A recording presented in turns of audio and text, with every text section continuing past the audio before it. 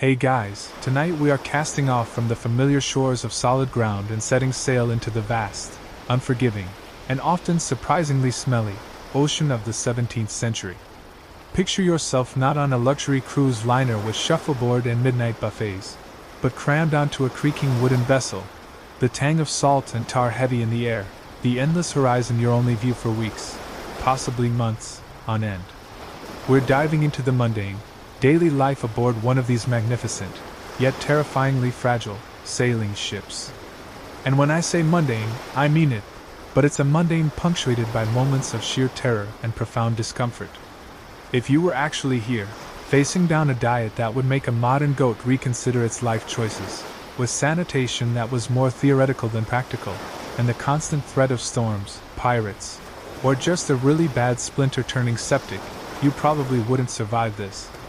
Or if you did, you'd definitely have some stories to tell, and possibly a few missing teeth.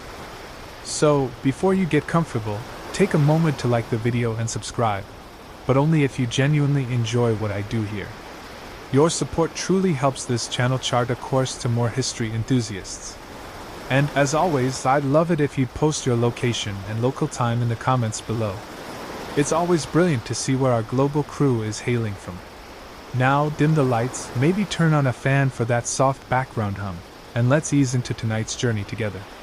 The first sensation that seeps into your consciousness isn't the gentle caress of sunlight through a bedroom window, nor the chirping of birds. No, you awaken to a symphony of groans. The ship itself, a living entity of wood and rope, is speaking its morning language.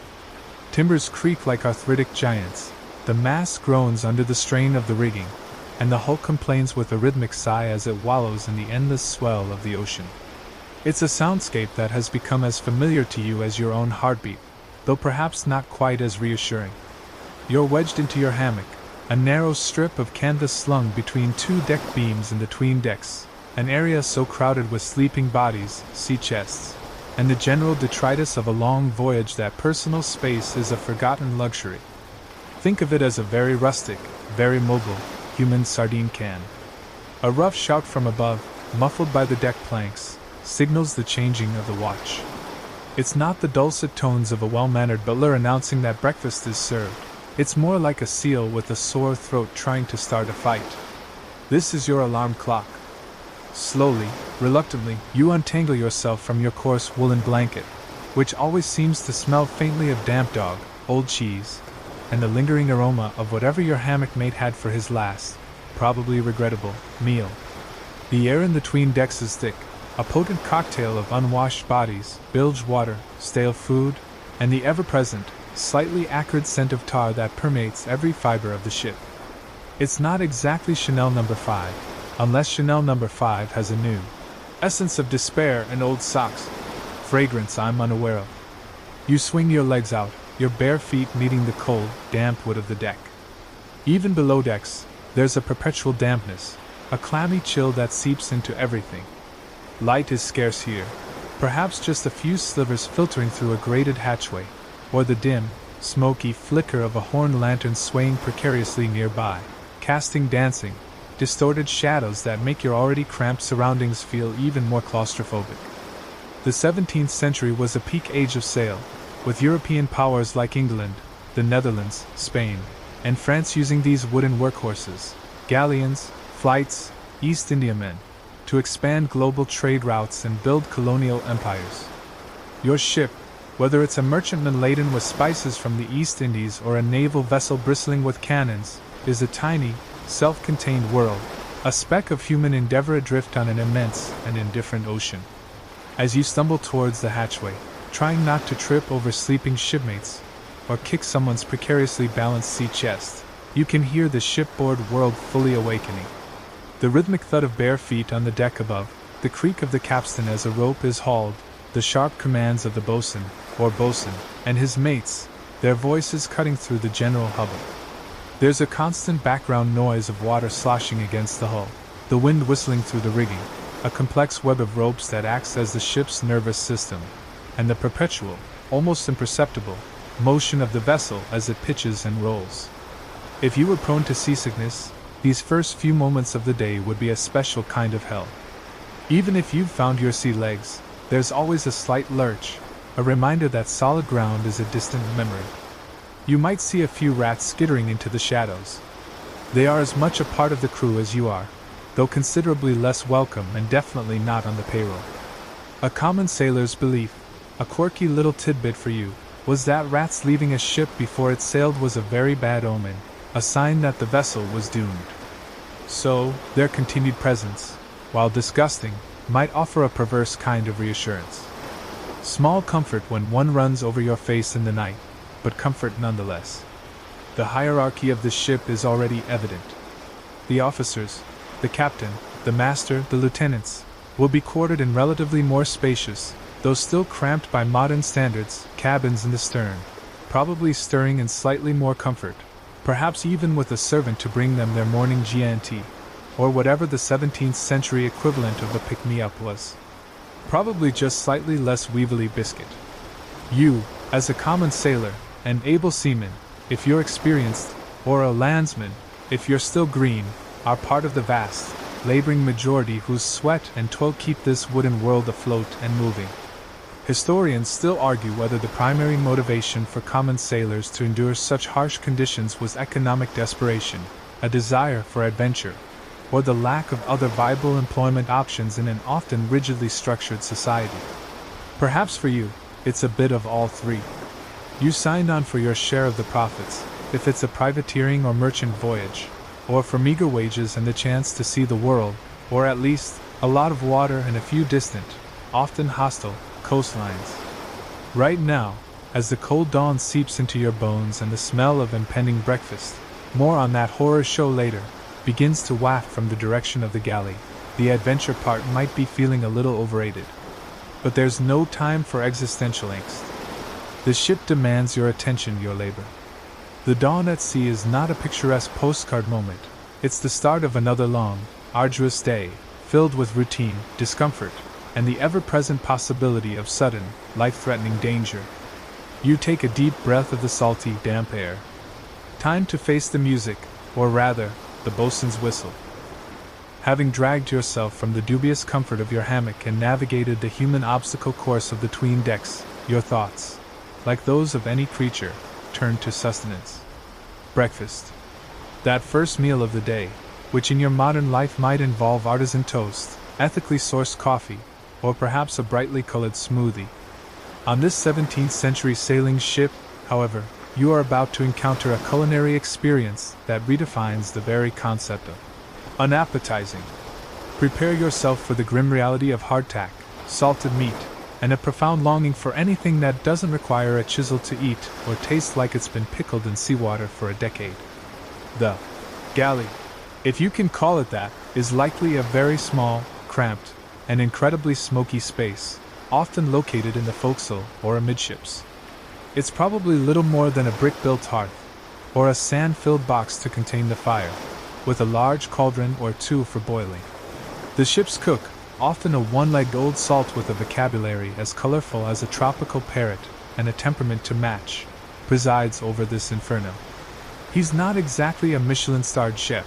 His primary skill is likely an ability to produce something vaguely edible from the most unpromising ingredients without setting the entire ship on fire, a skill not to be underestimated, given that fire at sea was one of the greatest terrors. As you queue up with your messmates, tin plate and pannikin, a small metal cup in hand, the aroma wafting from the galley is distinctive. It's a blend of wood smoke, boiling salt pork, and something else, something vaguely ancient. Your breakfast, and indeed most of your meals on a long voyage, will be built around a holy trinity of uninspiring staples: ship's biscuit, hardtack, salted meat, and dried peas or beans. The standard ration for an English sailor in the Royal Navy around this period, for example, was about 1 pound of biscuit and 1 gallon of beer per day, supplemented with portions of salt beef, salt pork, peas, and oatmeal or butter and cheese on different days of the week. Sounds almost generous, until you examine the quality. Let's start with the ship's biscuit, also known affectionately, or not so affectionately, as hardtack, sea bread, or pilot bread. This is not your fluffy, artisanal sourdough. Hardtack is made from flour, water, and sometimes a little salt, baked multiple times until it's incredibly hard and dry. The aim is longevity. It's designed to last for months, even years, without spoiling, at least, not in the conventional sense. Its primary characteristic is its rock-like consistency. You don't so much bite into it as gnaw, or, more practically, break it into smaller pieces and soak it in your beer, ale, or whatever liquid is available to make it vaguely chewable. It's like trying to eat a particularly stubborn roof tile. Many a sailor cracked a tooth on an unyielding piece of hardtack. Dentists were not readily available for emergency repairs. And then there are the weevils. Ah, the weevils. These tiny beetles, and their larvae, considered hardtack a 5-star hotel and all-you-can-eat buffet. Your biscuit would almost certainly be riddled with them. Seasoned sailors had various methods for dealing with this unwanted protein supplement. Some would tap the biscuit on the table to knock out the adult weevils. Others preferred to eat in the dark, so they wouldn't see what they were consuming. A quirky, if stomach-churning, sailor's saying was that it was better to eat weevils than maggots, as the weevil always sails against the wind, but the maggot beats to windward and leeward. I have no idea what that means, but it suggests a certain connoisseurship of infestation. Some even joke that the weevils added a bit of fresh meat to the diet. Hilarious. Next up, salted meat. This would be beef or pork, preserved by being heavily salted and packed into barrels. The salting process drew out moisture and inhibited bacterial growth, allowing the meat to last for extended periods. However, it also made the meat incredibly tough, stringy, and unsurprisingly, overpoweringly salty. Before cooking, it would usually be soaked in water for hours, or even days, to try and desalinate it and make it somewhat more palatable. Even so, it would often be as tough as old shoe leather. The cook would typically boil it, perhaps with some dried peas or beans if it was a pea day. The resulting stew would be a gray, greasy, and intensely salty affair. Sometimes, if the meat had been in the barrel for a particularly long time, it might acquire a rather alarming greenish tinge or an aroma that could clear a room. But waste not, want not. You'd eat it, or go hungry. Dried peas or beans were another staple, usually boiled into a thick, mushy porridge or peas pottage. This, along with oatmeal gruel, provided some carbohydrates and a bit of vegetable matter, though any vitamins would have been long boiled out.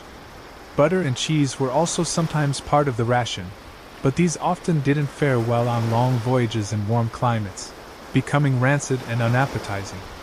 Think cheese that could walk off your plate on its own, or butter with the consistency and aroma of old candle wax. To wash all this down, you'd have your daily ration of beer or ale. In the early 17th century, beer was often preferred over water because water stored in wooden casks quickly became stagnant and slimy, a breeding ground for algae and bacteria. The alcohol in the beer acted as a mild preservative. However, ship's beer was often weak and prone to going sour or ropey on long voyages.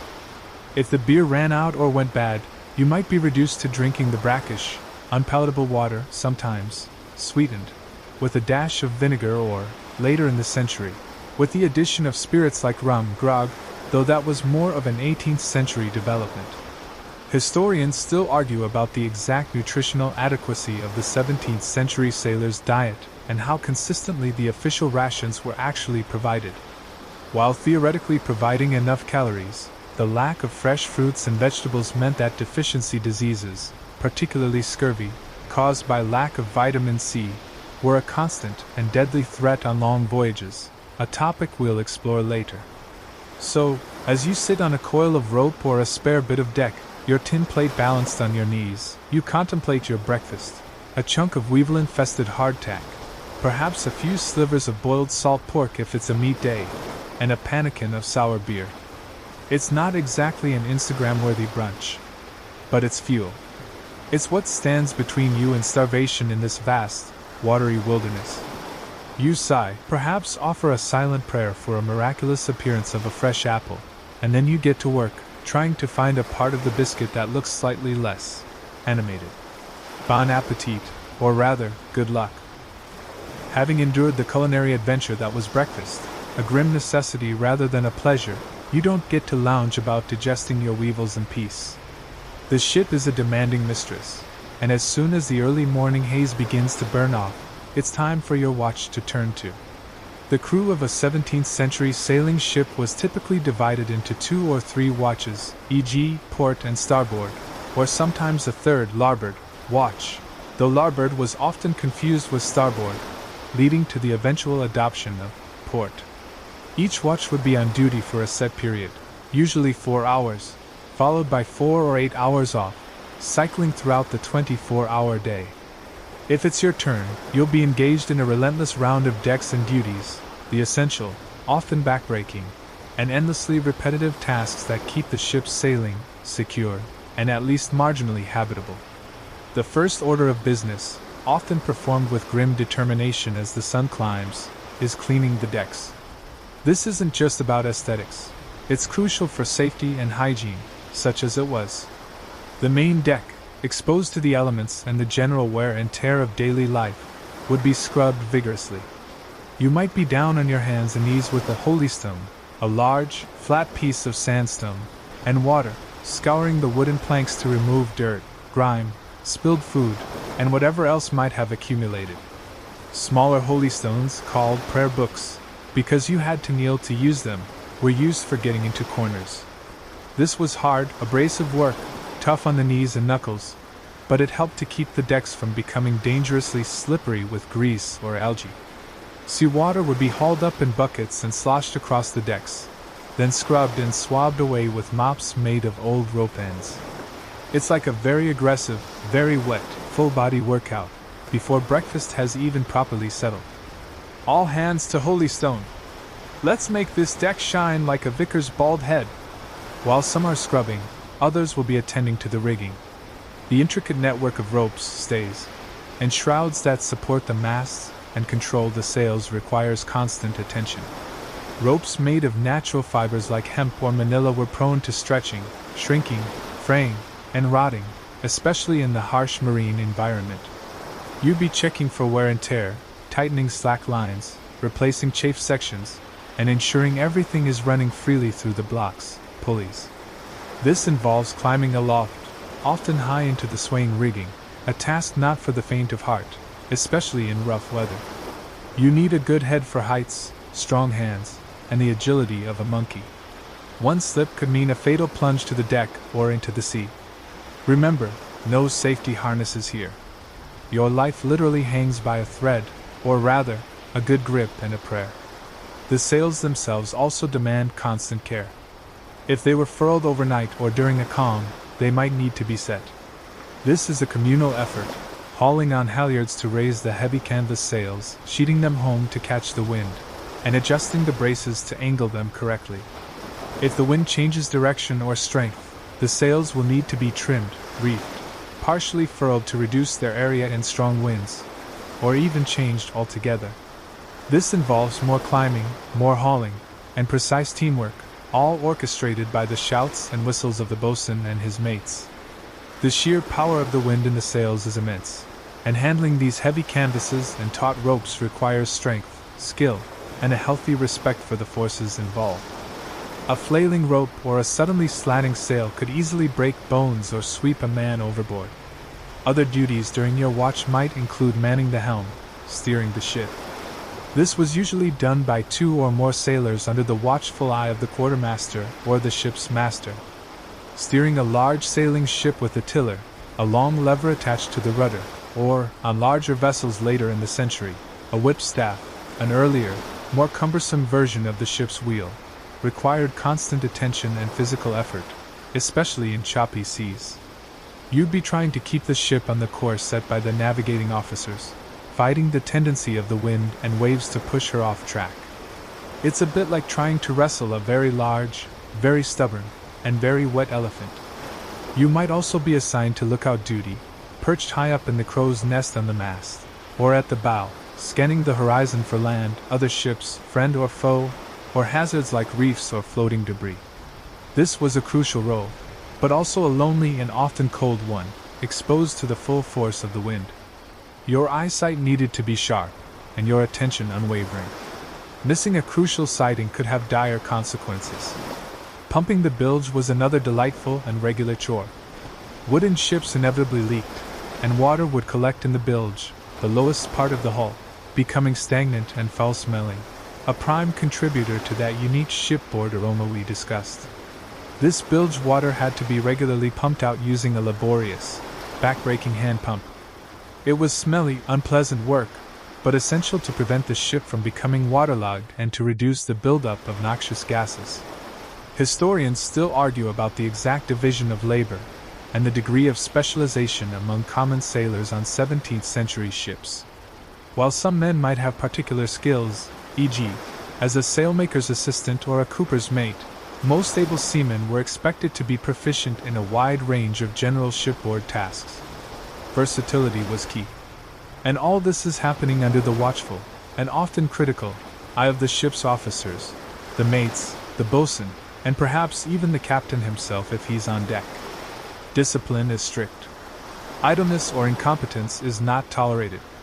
A sharp reprimand, or even the threat of the rope's end, a flogging, keeps everyone on their toes. So, as your 4-hour watch progresses, you are in constant motion, part of a complex, coordinated effort to keep this wooden world functioning. It's a life of routine, repetition, and hard physical labor, punctuated by the vastness of the ocean and the ever-present awareness of the power of the elements. There's a certain rhythm to it, a gritty satisfaction in a job done, even if that job is just scrubbing another patch of deck or hauling on another damn rope. This is the mundane reality that underpins all those tales of high seas adventure. And when your watch is finally over, you'll stumble back to your hammock, exhausted, to snatch a few hours of precious, often interrupted, sleep before the cycle begins anew. Amidst the general hubbub of scrubbing decks, hauling ropes, and the endless wrestling with sails, there's one sound that often provides a distinctive, almost metronomic, backdrop to daily life on your 17th century sailing ship: the carpenter's constant hammering. The ship's carpenter, or chippy, as he might be colloquially known, is one of the most vital skilled craftsmen aboard. In a world made almost entirely of wood, a world that is constantly under assault from the stresses of the sea, the weather, and occasionally, enemy cannonballs, his job is never, ever done. He is the ship's primary physician, always mending, patching, and performing preventative surgery on the very structure that keeps you all afloat. The carpenter would have a dedicated workshop area, perhaps in the forecastle or 'tween decks, though much of his work would be carried out wherever it was needed around the ship.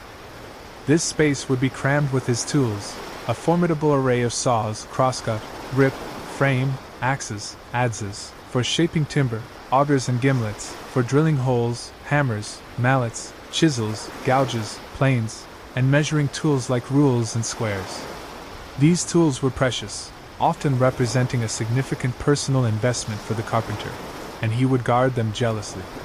Losing a good saw overboard would be a minor disaster. He'd also have a stock of spare timber, nails, pegs, and other essential materials, though space was always at a premium. His primary responsibility is the maintenance and repair of the ship's hull and superstructure. Wooden ships, for all their strength, were constantly working and flexing in the waves, causing seams to open, timbers to crack, and fastenings to loosen. The carpenter and his mates, if he had any, would be forever inspecting the hull, caulking leaking seams with oakum, teased out old rope fibers, and tar, and replacing damaged or rotten planks. This caulking was a never-ending task, crucial for keeping the ship watertight. If you've ever wondered why old ships smell so strongly of tar, it's because vast quantities of it were used to seal the wood and protect the ropes. It was the 17th century equivalent of industrial-strength duct tape and waterproof sealant, all in one sticky, pungent package. Damage from storms was a frequent concern. A heavy sea could spring a plank, snap a spar, a mast or yard, or carry away part of the ship's railing or superstructure. After a storm, the carpenter would be one of the busiest men on board, assessing the damage and undertaking emergency repairs to ensure the ship remained seaworthy. This might involve fashioning a temporary fish to splint a cracked mast, or nailing canvas and lead sheeting over a hole in the hull, a terrifying prospect when you're miles from land. A particularly ingenious, if desperate, emergency repair for a serious hull breach was "thawing," which involved dragging a sail filled with oakum, chopped rope, and even dung, yes, dung again, under the hull to be sucked against the hull by the water pressure, temporarily stemming the leak. It sounds utterly bizarre, like trying to plug a leak with a compost heap, but it sometimes worked well enough to keep a damaged ship afloat until proper repairs could be made. The masts and spars themselves, those towering pillars of wood that carried the sails, were also under the carpenter's care. He'd inspect them for cracks or rot, ensure the mast hoops and iron bands were secure, and be responsible for shaping and fitting spare spars if one was lost or damaged. This was skilled work, requiring a good understanding of timber and structural stresses. Beyond the hull and rigging, the carpenter was responsible for all sorts of other wooden fixtures and fittings on the ship. He'd repair broken oars for the ship's boats, mend damaged sea chests, build or repair partitions in the cabins, fix broken hatch covers, and even make simple furniture if needed. If a cannon carriage was damaged in action, he'd be called upon to repair it. He was the ultimate handyman, the go-to guy for anything made of wood that broke, which, on a wooden ship, was practically everything. His hammer was rarely silent for long. It was the ship's percussive heartbeat of ongoing repair. One quirky but essential task for the ship's carpenter was making and maintaining the plugs for the scuppers, drain holes in the deck, and for any holes made by enemy shot below the waterline. During a battle, if a cannonball punched a hole in the hull near or below the waterline, the carpenter or his mates would have to rush to plug it, often working in terrifying conditions with water pouring in, to prevent the ship from foundering. These wooden plugs, of various sizes, were kept ready for such emergencies. Historians still argue about the exact status and pay of the ship's carpenter relative to other skilled crew members like the boatswain or the gunner. He was certainly a warrant officer, a skilled specialist rather than a common seaman, and his expertise was indispensable. He might have slightly better quarters than the average sailor, and would be exempt from some of the more routine shipboard duties, though in an emergency. All hands on deck! He'd be expected to pitch in like everyone else. The carpenter often worked closely with the cooper, another vital craftsman responsible for making and maintaining the hundreds of wooden casks and barrels that held the ship's precious supplies of water, beer, salted meat, and gunpowder. Leaking barrels meant lost provisions or, in the case of gunpowder, a potentially catastrophic hazard. So, as you go about your own duties, the rhythmic thud of the carpenter's mallet or the rasp of his saw is a constant, almost comforting, background noise. It's a reminder that even as the ship endures the relentless forces of the ocean, there is someone dedicated to keeping her whole, to mending her wounds, to ensuring that this wooden shell continues to protect you from the deep. He's not just working with wood. He's working to preserve your very lives. One carefully shaped plank, one well-driven nail, one expertly caulked seam at a time. And you really, really hope he's good at his job. Because if Chippy can't fix it, you're probably all going to get very, very wet. While the carpenter is busy ensuring the ship itself doesn't fall apart around you, another vital, if less structurally critical, operation is taking place in a small, smoky corner of the vessel, the preparation of meals in the cook's galley. We've already had a rather grim introduction to the breakfast fare, but it's worth taking a closer look at the domain of the ship's cook.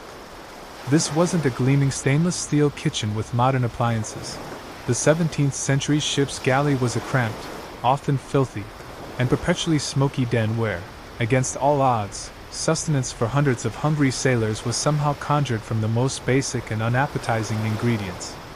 Braving this space required a strong stomach and perhaps a certain disregard for modern hygiene standards. The galley, as mentioned, was usually a small, bricked-in area, often located in the forecastle, the forward part of the ship, or sometimes amidships on the open deck, to minimize fire risk and allow smoke to escape, though escape is a relative term. Much of it seemed to prefer lingering around the cook and anyone unfortunate enough to be nearby. The centerpiece was the fire pit or hearth, a simple brick structure or a large iron box filled with sand, upon which a wood fire would be precariously maintained, especially in rough seas. Imagine trying to keep a fire going, and a heavy cauldron balanced. while the deck beneath you is pitching and rolling like a drunken seesaw. It's a recipe for burns, spills, and a lot of swearing. "Hold fast the pottage, ye scurvy dog, or you'll be wearing it for a waistcoat." The ship's cook, often an older sailor, perhaps one who had lost a limb in a previous engagement, and was no longer fit for more active duty, hence the stereotypical image of the one-legged ship's cook, like Long John Silver, though he was a quartermaster with cooking skills, was a figure of some importance, if not always universal popularity. His job was to transform the barrels of salt meat, sacks of hardtack, and dried peas into something that could, at a stretch, be called a meal. He didn't have a vast array of spices or fresh ingredients to work with. Salt, pepper, if lucky, and perhaps some ship-grown mustard or vinegar were the extent of his flavor enhancers. His main tools were a few large iron cauldrons, some long-handled ladles and spoons, a meat cleaver, and a very, very patient disposition, or a very short temper. The daily routine in the galley would revolve around the main meals. For breakfast, as we know, it was often just the distribution of biscuit and beer. The main cooked meal of the day was usually served around noon. This would be when the salt beef or pork, after its lengthy soaking, would be boiled, often in seawater to conserve fresh water, which made the already salty meat even salter, a culinary masterstroke of questionable genius. This meat would then be fished out of the cauldron and distributed to the messes, small groups of sailors who ate together. The water in which the meat was boiled, now a greasy, salty broth, wouldn't go to waste. Oh no. This delightful liquid, known as slush, might be used to boil the dry peas or beans, creating a peas pottage of truly epic saltiness. Or, a quirky and rather disgusting fact, this slush, being full of fat, was sometimes collected and became a perquisite of the cook, who could sell it ashore to tallow chandlers for making candles or soap. So, the fat from your unappetizing meal could literally come back to light your way or wash your hands. The circle of life, 17th century style. Hygiene in the galley was, by modern standards, appalling. The cook likely didn't have access to much fresh water for cleaning. Utensils would be wiped, perhaps, but thorough scrubbing was a luxury. His hands, like everyone else's, were probably not models of cleanliness. The presence of rats and cockroaches, also drawn to the promise of food, however unappetizing to humans, was a constant. You try not to think too much about what extra ingredients might have accidentally found their way into the cauldron. Remember those weevils in the biscuit? They probably had cousins in the pea flour. Despite the limitations, a good cook could sometimes work small miracles, or at least make the grim fare marginally more palatable. He might have a few jealously guarded tricks, a particular way of soaking the meat, a secret herb or two he managed to cultivate in a small pot, or just a knack for boiling peas to the right degree of mushiness. Sailors often supplemented their rations with any fish they managed to catch, or seabirds if they were desperate enough, which the cook might prepare for them, perhaps for a share of the catch or a tot of rum. The distribution of food was a carefully managed process. The crew was divided into messes of about 6 to 8 men. Each mess would have a designated mess captain, who would collect the rations for his group from the cook or the purser's steward. The food would then be divided among the messmates, often using a traditional method to ensure fairness, such as one man turning his back while another pointed to a portion and asked, "Whose is this?" This prevented accusations of favoritism in the division of the often meager and unappetizing portions. "Right, lads, who gets the piece of salt horse that looks suspiciously like an old boot, and who gets the slightly smaller, but equally leathery, piece?" Historians still argue about the social status of the ship's cook. While his role was vital, he was often depicted in contemporary accounts and literature as a somewhat comic or even disreputable figure. Yet, the ability to produce hot food, however basic, in the challenging conditions of a rolling ship was a skill that commanded a certain grudging respect. A bad cook could make an already miserable voyage utterly unbearable. A good cook, or at least a competent one, was a treasure. So, as you approach the smoky, greasy, and probably rather smelly vicinity of the galley, your expectations are suitably low. You're not anticipating a gourmet experience. You're hoping for something hot, something that will fill your belly, and something that won't make you actively regret being alive. The cook, grimy and sweating over his cauldron, is engaged in a daily battle against the limitations of his ingredients and his environment. And somehow, day after day, he produces something. And in the vast emptiness of the ocean, that something is often all that stands between you and the gnawing pangs of hunger. Just try not to look too closely at what's floating in the pottage. The sun has climbed to its zenith, or at least, what passes for a zenith when you're perpetually unsure of your exact location on this vast, featureless ocean. The morning's labors, scrubbing, hauling, climbing, pumping, have left you with a hollow feeling in your stomach, a feeling that the rock-like biscuit and sour beer of breakfast did little to truly satisfy. Now the welcome, or perhaps dreaded, call comes for the midday meal, the main repast of the sailor's day. Don't get your hopes up for a culinary revelation. As you join the queue once more, tin plate in hand, you're likely to find that the midday meal is, in many ways, just another salty affair, often a depressingly familiar echo of the unappetizing offerings you've already encountered. The 17th century maritime diet was not known for its dazzling variety. As we've established, the core ingredients remain stubbornly the same: salted meat, beef, or pork, depending on the day of the week according to the ship's rationing schedule, ship's biscuit, and some form of boiled dried vegetable, usually peas or beans. The pound and pint system was a common basis for rationing, a pound of biscuit and a pint, or often a gallon, in the case of beer, of liquid per man per day, with the meat and other items issued in weekly or daily portions. This sounds substantial on paper, but the reality on your plate could be quite different. The salted meat, hopefully having undergone its lengthy, and often inadequate, soaking to remove some of the brine, would have been boiled by the cook. If it's beef, it's likely to be tough, stringy, and still overwhelmingly salty, often referred to by sailors with black humor as salt horse, or old junk, the latter referring to old, condemned rope, which gives you an idea of its texture. If it's pork, it might be slightly more palatable, as the fat could help to keep it a bit more tender, but it would still be a formidable challenge for your teeth and your digestion. This meat would be fished out of the cauldron and unceremoniously plopped onto your plate, perhaps with a ladleful of the greasy, salty cooking liquid, the slush, we encountered earlier, if you were lucky or unlucky, depending on your perspective. It's the kind of meal that makes you appreciate the simple joy of a fresh vegetable, a joy you are unlikely to experience for many weeks, or even months. Accompanying the meat, naturally, would be more ship's biscuit. You might try to use it to soak up some of the meaty juices, a strategy that could render the biscuit slightly less likely to shatter your molars. Or you might continue your earlier practice of tapping out the weevils, or simply resign yourself to the extra protein. Mr. Weevil, we meet again. I trust you enjoyed your journey through the flour barrel?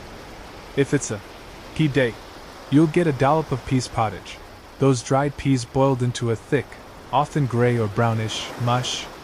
Sometimes, if the cook was feeling ambitious or had access to a few extra ingredients, this might be seasoned with a bit of pepper or perhaps some ship-grown herbs. But more often it was just plain, salty, and starchy. On other days, it might be oatmeal, boiled into a similarly uninspiring gruel. These provided bulk and some carbohydrates, but not much in the way of flavor or excitement. A quirky, and rather grim, sailor's song from a later period, but reflecting timeless sentiments, goes: "Peas hot, peas cold, peas in the pot, 9 days old." While perhaps an exaggeration, it speaks to the monotony and the often questionable freshness of these staple dishes. On butter and cheese days, your ration might include a small lump of butter, likely rancid if you're in warm climes or far into the voyage, and a chunk of hard, dry cheese that could rival the biscuit for its tooth-breaking potential. These were considered valuable sources of fat but were notoriously difficult to keep fresh on long voyages. You might spread the butter on your biscuit if you were feeling brave, or nibble on the cheese, trying to ignore any mold or unusual smells. To wash it all down, there's your trusty ration of beer or ale. As the voyage progresses, the quality of this beverage tends to decline sharply. What started as perhaps a reasonably palatable brew could become sour, flat, or even ropey, developing a slimy, string-like consistency due to bacterial contamination. When the beer went truly bad or ran out, the crew would be put on water rations, and the ship's water, stored in wooden casks for weeks or months, was often a vile, algae-filled concoction that tasted of stale wood and despair. Later in the period, particularly on ships sailing to the Caribbean, rum or other spirits, diluted with water, grog, would become a more common and more stable alternative to beer, though this also brought its own problems of drunkenness and discipline if not carefully managed. Historians still argue about the psychological impact of this monotonous and unappetizing diet on sailors. While they were accustomed to hardship, the constant lack of fresh food, the relentless saltiness, and the sheer boredom of eating the same few things day in and day out must have contributed to low morale and a craving for the simple pleasures of land-based food. The first meal ashore after a long voyage, with fresh bread, fruits, vegetables, and roasted meat, would have seemed like a feast for the gods. There were occasional variations, of course. If the ship caught a good haul of fish, or if they managed to trade for fresh provisions at a port of call, though this was rare on long oceanic crossings, there might be a temporary improvement in the menu. But for the most part, you are locked into this relentless cycle of salt, starch, and slightly suspicious liquids. So, as you sit with your messmates, perhaps on a hatch cover or leaning against the bulwark, you tackle your midday meal with a stoicism born of necessity. You chew your way through the salt horse, trying to ignore its resemblance to your old boots. You dunk your weevily biscuit into your sour beer. You swallow your lumpy peas pottage. It's not pretty, it's not tasty, but it's what keeps you going. It's another salty affair in a long line of salty affairs, a mundane ritual that marks the passage of another day on this endless, rolling, and decidedly ungourmet voyage. And you find yourself dreaming, not of treasure or adventure, but of a simple, fresh, crunchy apple. Having dispatched your midday meal of salt horse and weevils, and perhaps enjoyed a brief respite if you're off watch, your attention might be drawn to a more cerebral, and arguably more critical, activity taking place on the quarterdeck or poop deck, the elevated deck at the stern of the ship. Here, amidst a collection of strange-looking brass and wooden instruments, the ship's officers, the captain, the master, and perhaps a mate or two, are engaged in the mysterious art of navigation. In an age before GPS, radar, or even reliable chronometers for much of the 17th century, figuring out where you are on this vast, featureless ocean, and how to get to where you're going, was a complex, often frustrating, and incredibly high-stakes guessing game involving the sun, the stars, and a healthy dose of dead reckoning. The most fundamental task is determining your latitude, your position north or south of the equator. This was typically done at noon, when the sun reached its highest point in the sky, its meridian passage. You'd see one of the officers, probably the master, who was specifically responsible for navigation and sailing the ship, as distinct from the captain who had overall command, using an instrument like a quadrant, an astrolabe, or, by the late 17th century, more commonly a backstaff, also known as a Davis quadrant. The backstaff was an improvement over earlier instruments because it allowed the navigator to measure the sun's altitude without looking directly into its blinding rays. He would align the instrument so that the shadow of an upper vane fell on a lower sight vane, while simultaneously sighting the horizon through another slit. It sounds complicated, and it was, especially on a rolling deck. Just hold still, son, while I try to get this fiddly bit aligned, and ship, could you possibly stop lurching like a drunken walrus for 2 seconds? Once the sun's altitude at noon was measured, the navigator would consult a set of declination tables. These tables, found in nautical almanacs or ephemerides, listed the sun's declination, its angular distance north or south of the celestial equator, for each day of the year. By combining the measured altitude with the sun's declination and making a few calculations, often involving some rather complex trigonometry, which the master had to be proficient in, he could determine the ship's latitude. This was the most reliable part of 17th century navigation, though accuracy still depended heavily on a clear sky at noon, a steady hand, and accurate tables. Determining longitude, your position east or west, was a far trickier proposition, famously known as the longitude problem. While several methods were attempted, none were consistently accurate or practical for everyday use at sea during most of the 17th century. One method was lunar distances, which involved measuring the angular distance between the moon and certain stars, a fiendishly complex observation and calculation. Another hope lay in observing the moons of Jupiter, but this was impractical on a moving ship. The most sought-after solution, which wouldn't become widely available until John Harrison developed his marine chronometers in the mid-18th century, was an accurate seagoing clock that could keep precise time, allowing longitude to be calculated by comparing local noon with the time at a prime meridian, like Greenwich. Without such a clock, navigators were largely reliant on dead reckoning for their longitude. Dead reckoning, from deduced reckoning, involved estimating your position based on your last known position, your course steered, as shown by the ship's compass, your speed through the water, and the estimated effects of currents and leeway, the sideways drift of the ship due to wind. Speed was often measured using a ship log, or log line. This involved throwing a small, weighted wooden board, the log ship, overboard, attached to a knotted line. As the ship sailed away from the log, sailors would count how many knots on the line paid out over a set period, measured by a sandglass, usually 28 or 14 seconds. This gave a rough estimate of the ship's speed in knots, nautical miles per hour, a term still used today. A quirky, and rather essential, part of this process was the log glass, a small sand glass specifically timed for this purpose.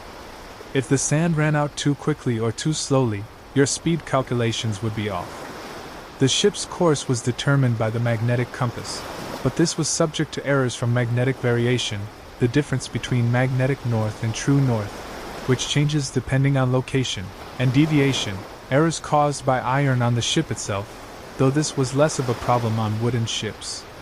Navigators had charts showing coastlines and some known hazards, but these charts were often inaccurate, especially for less explored parts of the world. All this information, latitude observations, compass course, log readings, estimated currents and leeway, would be meticulously recorded in the ship's logbook. The master would then use this data to plot the ship's estimated position on his chart each day, a process that required careful calculation, a bit of educated guesswork, and a lot of hope. Historians still argue about the typical accuracy of 17th century dead reckoning, but errors of hundreds of miles were not uncommon on long oceanic voyages. This uncertainty made landfall a particularly anxious time. Missing your intended landfall could mean running out of food and water, or worse, wrecking on an uncharted reef or hostile coast. You, as a common sailor, wouldn't be involved in these complex calculations, but you would be acutely aware of their importance. Your life depended on the skill of the navigating officers. You'd watch them on the quarterdeck, huddled over their charts and instruments, their brows furrowed in concentration, and you'd pray they knew what they were doing. The sight of the master successfully shooting the sun at noon, or the confident pronouncement of a latitude, might bring a small measure of reassurance. But the vastness of the ocean, the lack of fixed landmarks, and the ever-present possibility of error created a constant, underlying tension. Every creak of the timbers, every shift in the wind, was a reminder that you were a tiny speck in an immense, and often indifferent, blue yonder, relying on the arcane knowledge of a few men and the somewhat fickle guidance of the sun and stars to find your way. And you really hoped they weren't just making it all up as they went along. Once the navigating officers have wrestled with the sun and stars, and perhaps made a pronouncement about your likely, or hoped for, position on the vast, watery canvas of the ocean, the afternoon often settles into a routine of more mundane, yet utterly essential, labors. The ship, this complex machine of wood, canvas, and rope, is in a constant state of needing attention. Sails tear, ropes chafe, timbers strain, and the relentless assault of sun, salt, and sea takes its toll. If it's your watch, or if all hands are called for a particular task, you'll find yourself engaged in the endless, often tedious, but crucial work of maintenance and repair, particularly mending sails and tending to the vital network of rigging. It's less about thrilling adventure and more about the nitty-gritty of keeping your wooden world from literally falling apart at the seams. One of the most common and critical tasks is sail making and repair. The ship's sails, huge swathes of heavy canvas, often made from flax or hemp, are your engines. They are subject to enormous stresses from the wind, and prone to tearing, ripping at the seams, or developing holes from chafe, rubbing against ropes or spars. A damaged sail is an inefficient sail, and a badly torn one can be a serious hazard. Therefore, every ship carried a sailmaker, or at least several crew members skilled in sail repair, along with a stock of spare canvas, needles, thread, twine, and a sailor's palm, a leather thimble worn on the palm of the hand to push the heavy needle through the canvas. You might find yourself perched precariously on a yardarm high above the deck, or more comfortably, though still probably cramped, on the deck itself, wrestling with a heavy, unwieldy sail laid out for repair. You'd be stitching up rips, reinforcing worn edges, or patching holes. This is not delicate embroidery, it's heavy-duty needlework, requiring strong hands and specialized stitches designed to withstand the strains of the wind. The needles are large, the canvas is stiff, and the work is often done in awkward positions, with the ship rolling beneath you. A quirky, but essential, tool for the sailmaker was the fib, a conical wooden or bone tool used for opening up the strands of rope when splicing, or for stretching holes in canvas before inserting a grommet. It's a bit like a very robust, oversized knitting needle for very manly men. The ropes themselves, the rigging, also demand constant attention. We've mentioned checking for frays and tightening slack lines, but another crucial task is tarring. The standing rigging, the ropes that support the masts, like shrouds and stays, was regularly coated with a thick, black, sticky layer of pine tar. This helped to waterproof the ropes, protect them from rot, and extend their lifespan in the harsh marine environment. You might be assigned to a tarring party, armed with a bucket of hot tar and a brush or a wad of old rope, laboriously applying this pungent goo to every accessible part of the standing rigging. It's messy, smelly work.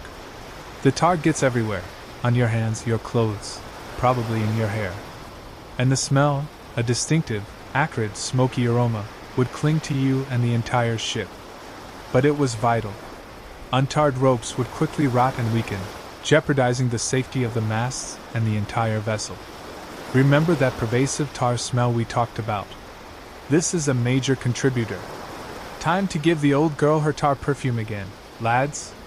Try not to get it in your breakfast biscuit. Another important skill related to rope work was splicing.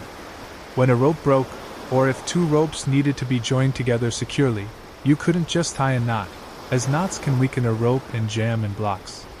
Instead, you'd splice the ends, carefully unlaying the strands of each rope and then interweaving them to create a strong, smooth join.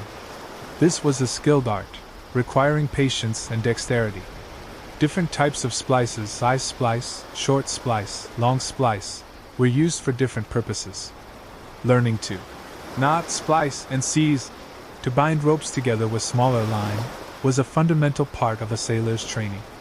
Oakum picking was another delightful, if mind-numbingly tedious, task. Oakum, as we know, was used for caulking the seams of the ship's hull to keep it watertight. It was made by laboriously unraveling old, condemned tarred ropes, picking apart the individual fibers. This was often a job for older sailors, those less able to climb aloft, or as a punishment for minor infractions. You'd sit for hours, your fingers becoming sore and stained with tar, teasing apart these stubborn, sticky strands. It was monotonous, but every fiber produced was a contribution to keeping the ship afloat. Historians still argue about the daily routine and allocation of these maintenance tasks.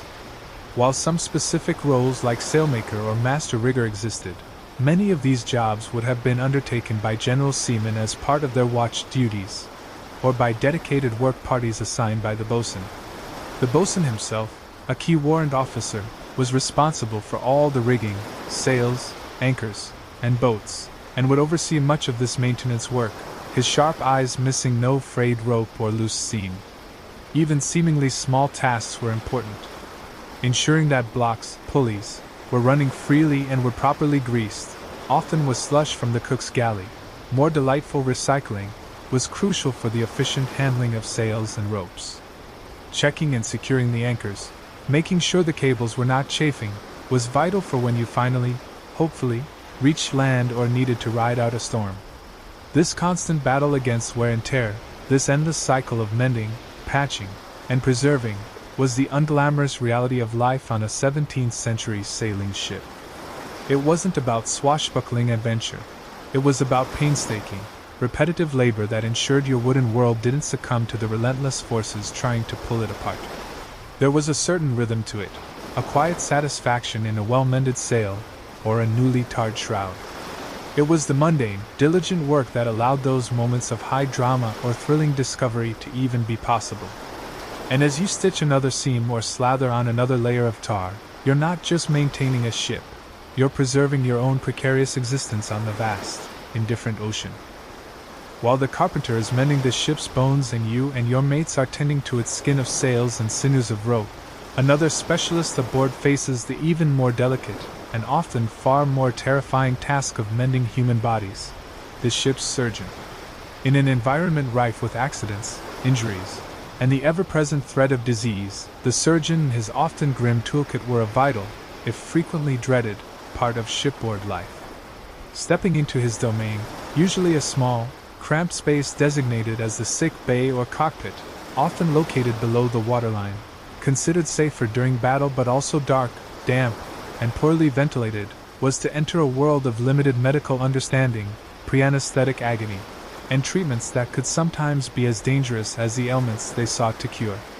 The 17th century ship's surgeon was typically a warrant officer, not usually a university-trained physician, but rather a man who had learned his trade through apprenticeship, often with experience in naval or military campaigns. His primary role was to deal with trauma, wounds from accidents, a falling spar, a snapped rope, injuries sustained in battle, from cannonballs, splinters, sword cuts, burns from gunpowder, and broken bones. He also had to contend with the various illnesses that plagued ships, fevers, dysentery, scurvy, and venereal diseases picked up in port.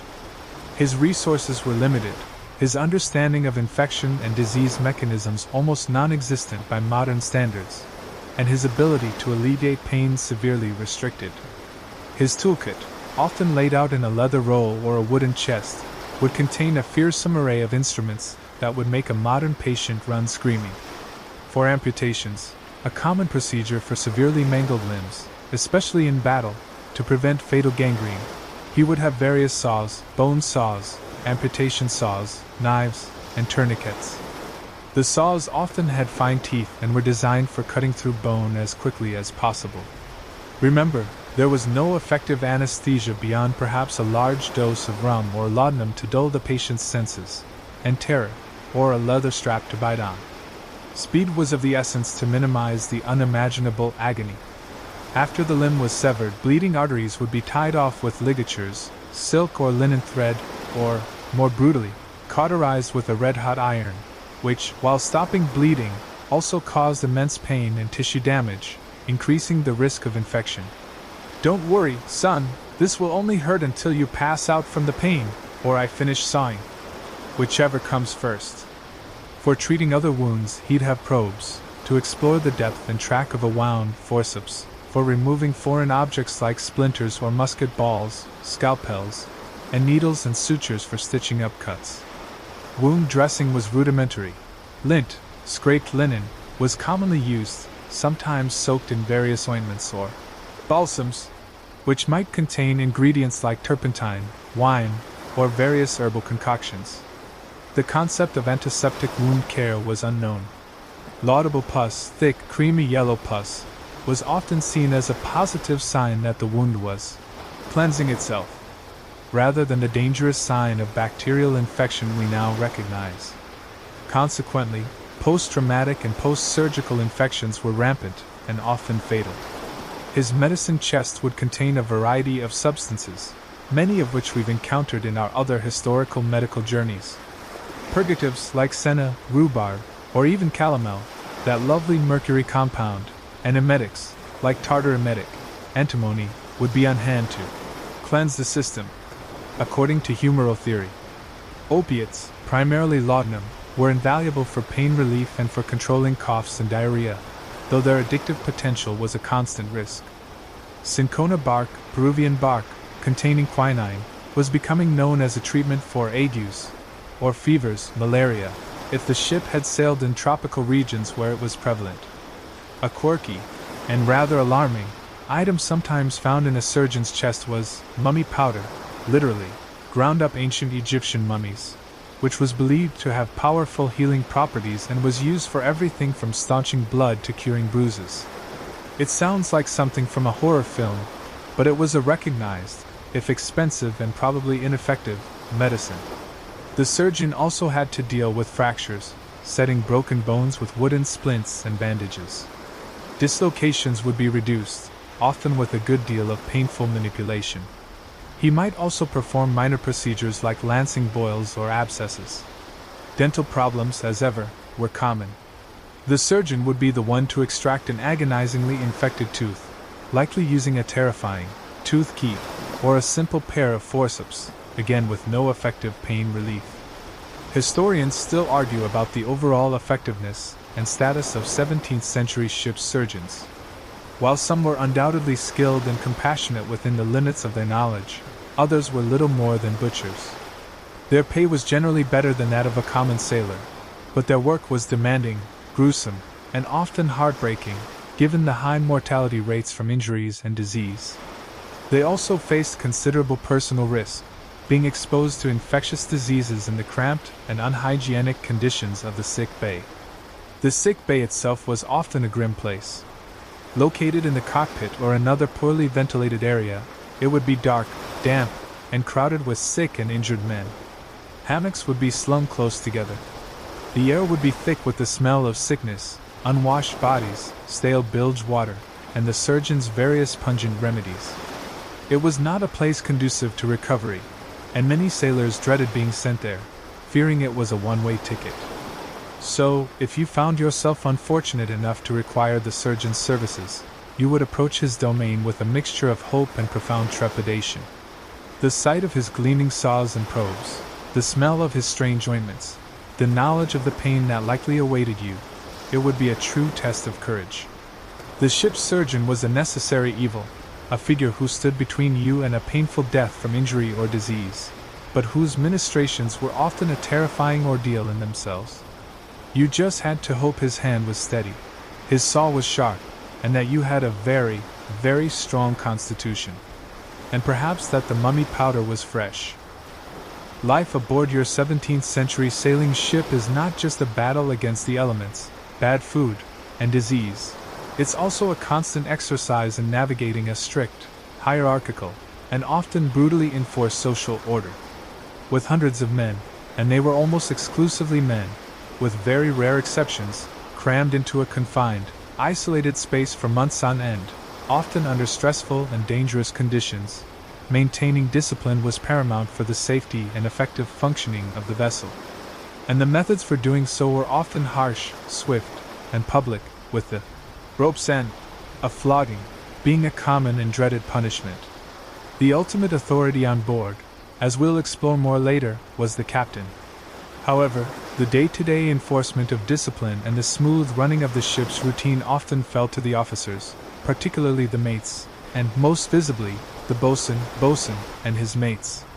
The boatswain was a key warrant officer, responsible for the ship's rigging, sails, anchors, and boats, and for overseeing the work of the common sailors. He was often a hard-bitten, experienced seaman, with a voice that could outshout a gale and a keen eye for any slackness or insubordination. His primary tool for getting attention and issuing commands was his whistle, or call, which could produce a variety of shrill notes and trills, each with a specific meaning understood by the crew, e.g., "All hands on deck, hoist away," "Pipe down." It was the soundtrack to your working day.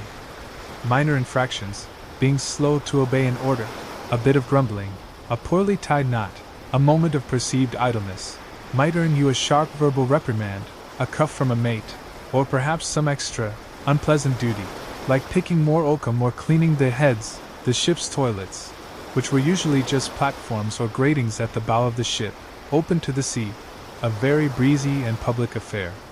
especially in rough weather. Heads got their name because they were typically located near the figurehead of the ship. Think of it as the 17th century version of being assigned extra latrine duty, only with a much higher chance of an unexpected wave providing an impromptu bidet. For more serious offenses, or for repeated minor ones, the punishments escalated.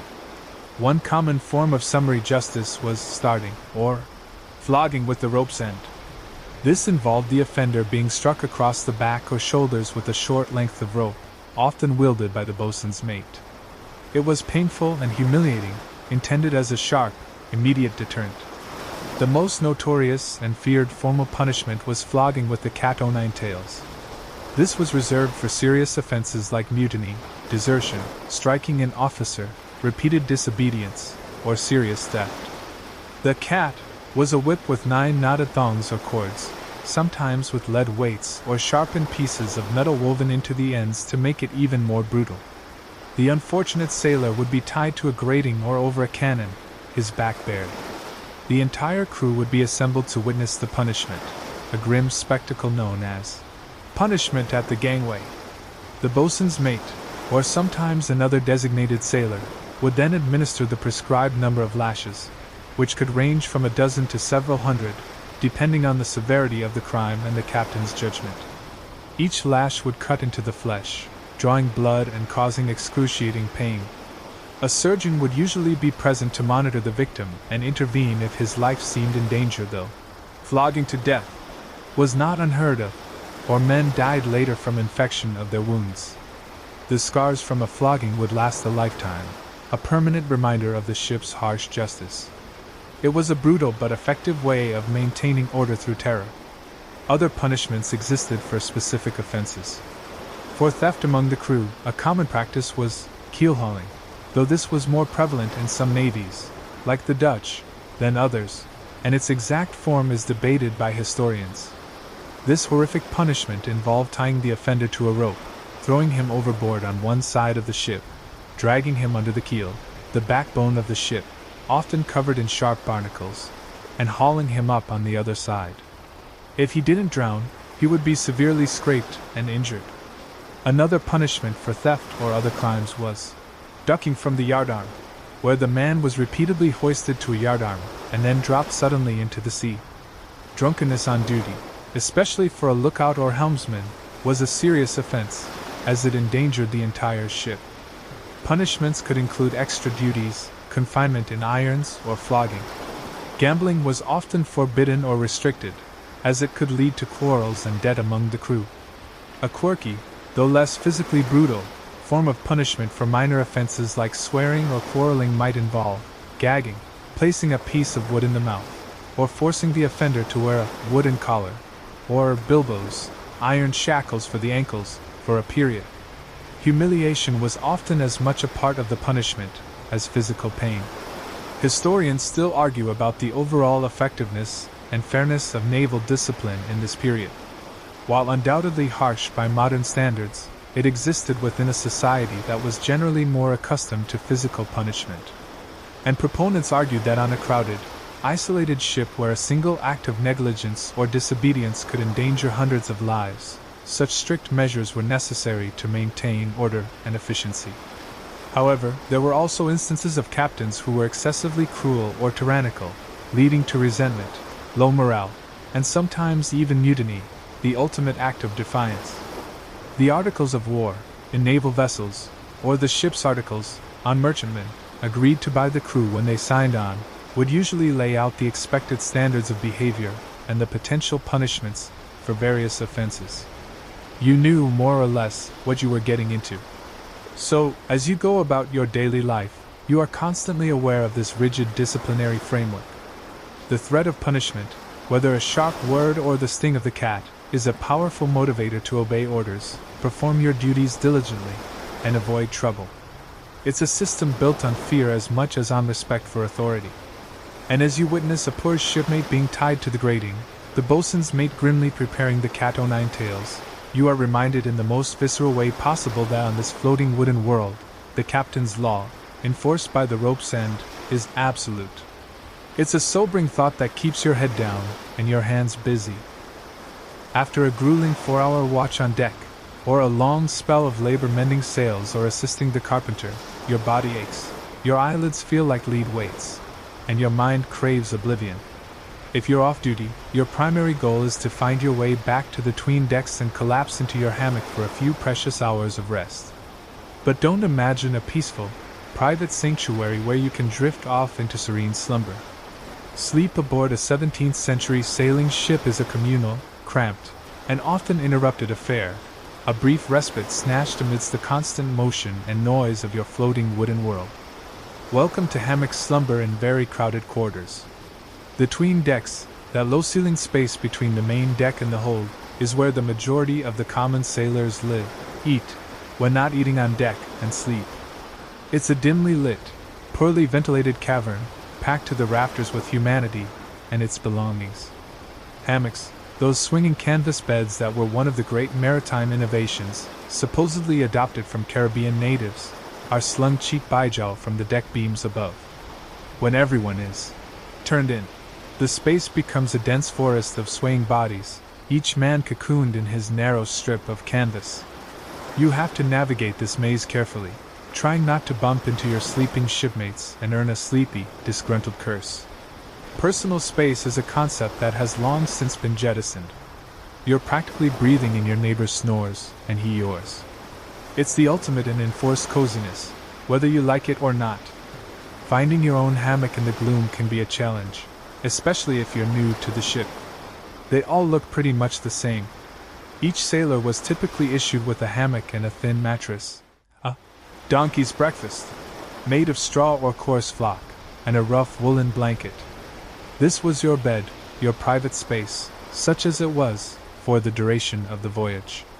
You'd store your meager personal belongings, a spare shirt, perhaps a knife, a wooden spoon, maybe a tattered book or a letter from home if you were literate, in your sea chest, which would be stowed nearby, often serving as a makeshift seat or table when you weren't sleeping. Getting into your hammock requires a certain knack, especially on a rolling ship. You learn to swing yourself in with a practiced motion, trying not to overbalance, and end up in an undignified heap on the deck, much to the amusement of anyone still awake. Once you're in, the hammock cradles you, swaying with the motion of the ship. This gentle rocking, which might seem conducive to sleep, can also be a source of constant, low-level motion sickness for some, or just plain annoying if the ship is lurching violently. And if your hammock is slung too close to a bulkhead or another beam, you might find yourself rhythmically thumping against it all night. Is that an albatross pecking at the hull, or just Brother Billabong snoring into my ear again? The atmosphere, as we've noted, is thick. The combined exhalations of dozens, or even hundreds, of unwashed men, mixed with the pervasive smells of bilge water, tar, stale food, and damp wool, create an olfactory experience that is uniquely maritime and utterly unforgettable, in a bad way. Ventilation is minimal, usually just through a few grated hatchways, which might be closed in bad weather, making the air even more stifling. Fresh air is a distant, long for luxury. And then there's the noise. The ship itself is never truly silent. The creaking timbers, the groaning mast, the slanting of rigging, the wash of water against the hull, these are constant companions. Added to this are the human sounds, snoring, some of it truly epic in scale, capable of rattling the very timbers, coughing, muttering in sleep, men moving about if the watch is changing, the distant shouts of those on deck. And of course, the ever-present skittering of rats in the darkness, perhaps even running across your hammock ropes. A quirky, and rather unsettling, sailor superstition was that it was bad luck to kill a rat at sea, as their souls might be those of drowned sailors. This didn't stop them from being a nuisance, and a health hazard. Sleep is often fragmented. Your 4 hours off watch, which, after you've eaten and settled down, might only be 3 hours of actual sleep time, can feel incredibly short. Just as you drift into a deep slumber, you might be jolted awake by a sudden lurch of the ship, a shout from on deck. All hands! Or the boatswain's whistle piping the call for your watch to turn to again. There's no hitting the snooze button here. When the call comes, you tumble out of your hammock, still half asleep, and prepare to face another round of duties. Historians still argue about the psychological effects of such chronic sleep deprivation and crowded living conditions on sailors. It undoubtedly contributed to fatigue, irritability, and perhaps a heightened susceptibility to illness. Yet, sailors developed a remarkable resilience, an ability to snatch sleep whenever and wherever they could, becoming adept at dozing off instantly and waking just as quickly. Despite the discomforts, there's a certain shared experience in the crowded 'tween decks. You are all in the same boat, quite literally. There's a rough camaraderie, a sense of interdependence. You might share a grumble with your hammock mate about the food, or a whispered story in a rare quiet moment. In the darkness, surrounded by the sounds of your sleeping shipmates, you are part of a community, a small, fragile island of humanity adrift on a vast ocean. So, as you curl up in your narrow canvas cocoon, the ship rocking you like a very large, very creaky cradle, you try to ignore the smells, the noises, and the proximity of your snoring neighbor. You close your eyes and seek the blessed oblivion of sleep, knowing that it will be all too brief. This is hammock slumber in the 17th century, a cramped, swaying, and utterly essential interlude in the relentless rhythm of life at sea. Sweet dreams, if the rats and the snoring don't get you first. The brief, often interrupted, slumber in your crowded hammock eventually gives way to the shrill call of the boatswain's pipe, summoning you back to duty. If your turn falls during the hours of darkness, you'll find yourself emerging from the stuffy confines of the 'tween decks into a completely different world, the night watch. The ship, now a ghostly silhouette against the stardusted sky, sails on through the silent, inky blackness of the ocean. Standing your watch under this vast celestial canopy, with only the whisper of the wind and the creak of the timbers for company, can be an experience of profound solitude, eerie beauty, and constant, watchful vigilance. The darkness on deck can be almost absolute, especially on a moonless night far from any shore lights. Your eyes slowly adjust, and you begin to make out the familiar shapes of the masts, the yards, the taut lines of the rigging against the slightly less black sky. The only lights on board are likely to be the binnacle lamp, casting a dim glow on the ship's compass near the helm, and perhaps a few carefully shielded lanterns in essential locations. Fire was such a terrifying hazard on a wooden ship that open flames were kept to an absolute minimum, especially at night. This meant that moving around the deck required caution and a good mental map of where everything was, ropes to trip over, hatchways to fall into, and various bits of ship's gear that seemed to delight in stubbing toes in the dark. Your duties during the night watch are much the same as during the day, but performed in a more subdued, almost ethereal atmosphere. If you're at the helm, you'll be steering by the faint glow of the compass card, trying to keep the ship true to its course, your senses heightened by the darkness. The feel of the tiller or whipstaff in your hands, the subtle shifts in the wind's pressure on the sails, the sound of the water rushing past the hull, these become your primary guides. The officer of the watch will be nearby, keeping a close eye on the course and the weather. If you're on lookout duty, perched high in the crow's nest or at the bow, the world shrinks to the immediate vicinity of the ship and the vast, star-filled dome above. The stars, in a sky unpolluted by modern city lights, would be incredibly brilliant, a breathtaking spectacle. Sailors became intimately familiar with the constellations, not just for their beauty, but for their practical use in navigation, especially in the northern hemisphere, with Polaris, the North Star, providing a reliable indication of north and latitude. You'd be scanning the dark horizon for the faint loom of an uncharted island, the distant light of another vessel, which could be friend or foe, requiring a cautious approach, or any sign of approaching bad weather. It's a lonely vigil, where your imagination can play tricks on you, turning a patch of phosphorescence in the waves into a phantom ship or a lurking sea monster. Remember those tales of mermaids and krakens? They probably felt a lot more real during a solitary night watch. The boatswain's mates would still be making their rounds, checking that all was secure, that ropes were coiled neatly, and that no one on watch was slacking or, worse, asleep. Falling asleep on watch was a serious offense, punishable by flogging, as it could endanger the entire ship. To help keep time and ensure the watch was alert, the ship's bell would be struck every half hour. This system of bells marked the passage of the 4-hour watch, 1 bell after the first half hour, 2 after the first hour, and so on, up to 8 bells, which signaled the end of the watch. This rhythmic chiming, echoing across the dark water, was a comforting and familiar sound, a way of measuring out the long hours of darkness. 8 bells and all's well would be the traditional call signifying the end of a watch and the changing of the guard. The sounds of the ship at night are different too. The creaks and groans seem louder, more mysterious in the stillness. The wind in the rigging might sigh like a mournful spirit, or shriek like a banshee if the weather is picking up. The slap of waves against the hull is a constant, rhythmic presence. You become attuned to these sounds, learning to interpret their nuances. A sudden change in the wind's note, an unfamiliar creak from a stressed timber, could signal a need for action.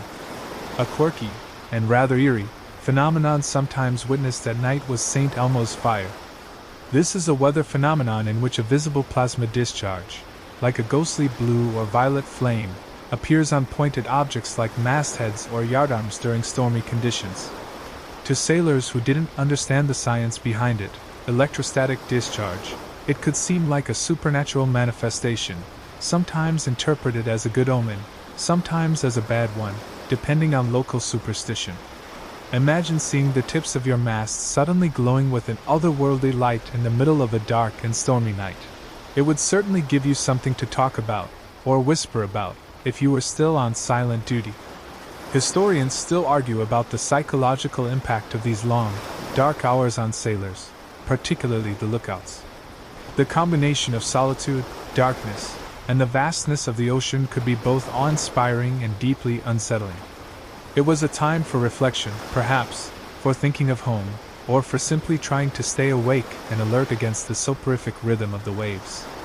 The night watch is a world of shadows and whispers, of heightened senses and quiet vigilance.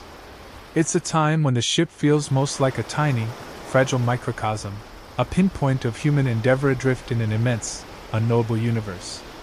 As you stand your post, the cold night air on your face, the stars wheeling silently overhead, you are a guardian of this sleeping wooden world, a solitary sentinel keeping watch while your shipmates dream their cramped and fitful dreams below. And when the first faint hint of gray appears in the eastern sky, heralding the dawn and the end of your watch, it brings with it a quiet sense of relief, and the promise of another, probably unappetizing, breakfast. While you're battling the elements, the bad food, and the general discomforts of life at sea, it's important to remember that you are not entirely alone in your cramped wooden world. Oh no, you have company. Lots of it. And I'm not just talking about your fellow sailors, with whom you share your hammock space and your hardtack. I'm referring to a host of smaller, uninvited, and decidedly unwelcome passengers who consider your 17th century sailing ship their personal floating banquet and all-inclusive resort.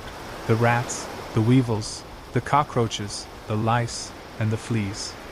These vermin are an unavoidable, and utterly disgusting, part of daily life, contributing to the general squalor, the risk of disease, and the constant, itchy frustration of your voyage. Let's start with the most notorious, and arguably most reviled of these shipboard companions, the rats. Both the black rat, Ratus ratus, also known as the ship rat, and later in the period, the brown rat, Ratus norvegicus, or Norway rat, though it didn't actually come from Norway, were expert seafarers, stowing away on ships in port and quickly establishing thriving colonies on board. They were attracted by the food stores, the sacks of grain, the barrels of biscuit, the dried peas, and they were incredibly adaptable and difficult to eradicate. You'd hear them skittering in the bilges, in the cargo hold, and even in the 'tween decks where you slept. They'd gnaw through wooden barrels to get at food, contaminate provisions with their droppings and urine, and sometimes even chew on ropes or sails, causing damage. A common sailor's complaint was waking up to find that rats had nibbled on their ears or fingers during the night if they slept too soundly. Pleasant dreams. Beyond the physical damage and the general revulsion they inspired, rats were also dangerous vectors of disease. Most significantly, they carried the fleas that transmitted bubonic plague, the Black Death. While major plague epidemics were becoming less frequent in Western Europe by the 17th century, the threat was still very real, and a rat-infested ship arriving from a plague-stricken port was a terrifying prospect. Even without plague, The diseases spread by rat contamination could cause severe gastrointestinal illnesses among the crew. Remember that quirky belief about it being bad luck to kill a ship's rat? It probably didn't stop sailors from trying to dispatch them whenever possible, though their sheer numbers and cunning often made this a losing battle. Then there are our old friends, the weevils, various species of small beetles, and their larvae, who, as we've discussed, made their home in the ship's biscuit and other stored grains. The hardtack, designed for longevity, was an ideal breeding ground. Every bite of biscuit was a gamble. Would it be solid, or would it crumble into a wriggling mass of tiny grubs? While perhaps not as actively disease-carrying as rats, the sheer ubiquity of weevils and the constant, unwelcome addition of insect protein to your diet was a source of endless disgust and black humor. Sailors sometimes referred to particularly weevil-infested biscuit as worm castles, or animated bread. It gives a whole new meaning to enriched flour. Cockroaches were another delightful addition to the shipboard ecosystem. These hardy, fast-moving insects thrived in the warm, damp, and dark conditions below decks, feasting on any scraps of food or organic matter they could find. They would scuttle across tables, through bedding, and over food preparation surfaces, adding to the general sense of filth and the risk of contamination. Their presence was just another layer of unpleasantness in an already challenging environment. Is that a raisin in my pottage, or just a particularly adventurous cockroach taking a swim? And then we move to the parasites that lived not just on the ship, but on the sailors themselves, lice and fleas. Personal hygiene on a 17th century sailing ship was, to put it mildly, rudimentary. Fresh water for washing was severely rationed and prioritized for drinking. Opportunities for bathing were virtually non-existent on long voyages. Sailors wore the same coarse woolen or linen clothes for weeks, even months, on end, often sleeping in them. This created a perfect breeding ground for body lice, head lice, and fleas. The itching would be relentless. You'd spend a good portion of your scant leisure time, if you had any, picking lice from your clothes and your shipmates' hair, a communal activity known as chatting, which is where the modern term for casual conversation might originate. The seams of your clothing would be crawling with them. At night, the fleas would feast, leaving you covered in itchy bites. This constant irritation was not just uncomfortable, it could also lead to skin infections from scratching. And like rats, lice could also be vectors for serious diseases, most notably epidemic typhus, also known as ship fever, jail fever, or camp fever, which could sweep through a crowded, louse-infested ship with devastating consequences, causing high fever, delirium, and often death. Historians still argue about the full impact of these vermin and parasitic infestations on the health and morale of 17th century sailors. While some level of infestation was probably accepted as an unavoidable part of life at sea, severe outbreaks of disease linked to these creatures could cripple a voyage. Efforts were made to control them. Fumigation of the ship with sulfur when in port, if possible, attempts to keep food stores secure, and personal delousing efforts. But these were often fighting a losing battle against such prolific and resilient pests. So, as you lie in your hammock, feeling that telltale itch, or as you tap your biscuit on the table, dislodging a shower of tiny beetles, you are acutely aware that you are sharing your cramped and uncomfortable world with a teeming, unwelcome menagerie. These vermin are not just a nuisance, they are a constant reminder of the squalor, the risk of disease, and the sheer, gritty unpleasantness that often lay beneath the romantic veneer of life under sail. It makes you long for a hot bath, a clean shirt, and a biscuit that doesn't require a preliminary debugging session. But those are luxuries for another world, a world far removed from this itchy, scratchy, skittering reality. Amidst the relentless cycle of watchkeeping, deck scrubbing, sail mending, and the constant battle against hunger and vermin, you might wonder if there was ever a moment for a 17th century sailor to simply relax. Leisure time was certainly a scarce commodity on a working sailing ship, where the demands of the vessel and the sea were constant. However, even in this harsh and demanding environment, sailors did find small pockets of time and ingenious ways to amuse themselves, to foster camaraderie, and to briefly escape the drudgery of their daily lives. These scant amusements, though simple by modern standards, were vital for morale and for preserving a shred of humanity in a world that often seemed determined to grind it out of you. When you were off watch, and not immediately collapsing into your hammock from sheer exhaustion, what could you do? Well, storytelling was a hugely popular pastime.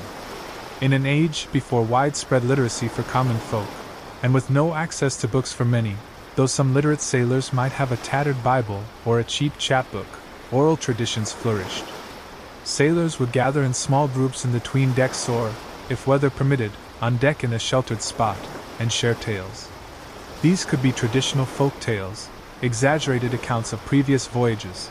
Every sailor worth his salt had a few. There I was, in a typhoon off the coast of Formosa.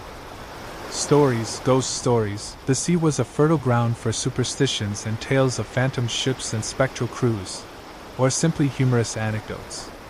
A good storyteller could hold his audience spellbound, transporting them, for a little while, away from the creaking timbers and the smell of bilged water. It was the 17th century equivalent of binge-watching a Netflix series, only with more rats and less reliable plot resolution. Singing was another universal form of shipboard entertainment, and a vital work aid. Sea shanties, those rhythmic call and response work songs, were not just for amusement.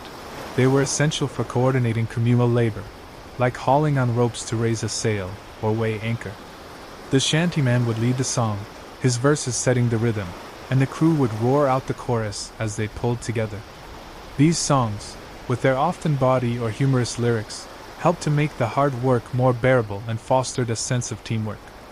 In leisure hours, sailors would also sing ballads, folk songs, or sentimental tunes about home and loved ones. Music, even without instruments, though some sailors might have a simple fiddle, fife, or whistle, was a powerful way to lift spirits and express shared emotions. What shall we do with the drunken sailor? Well, first, make sure he's not on watch. Dancing, of a sort, might also occur. If a sailor had a fiddle or a pipe, he might strike up a lively tune, and his shipmates, despite their fatigue and the rolling of the deck, might engage in some rough and ready jigs or hornpipes. This wasn't elegant ballroom dancing.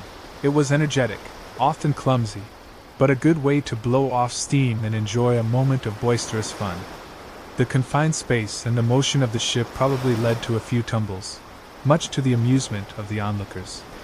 Gambling, though often officially forbidden by the ship's articles due to its potential to cause quarrels and debt, was nonetheless a common clandestine pastime.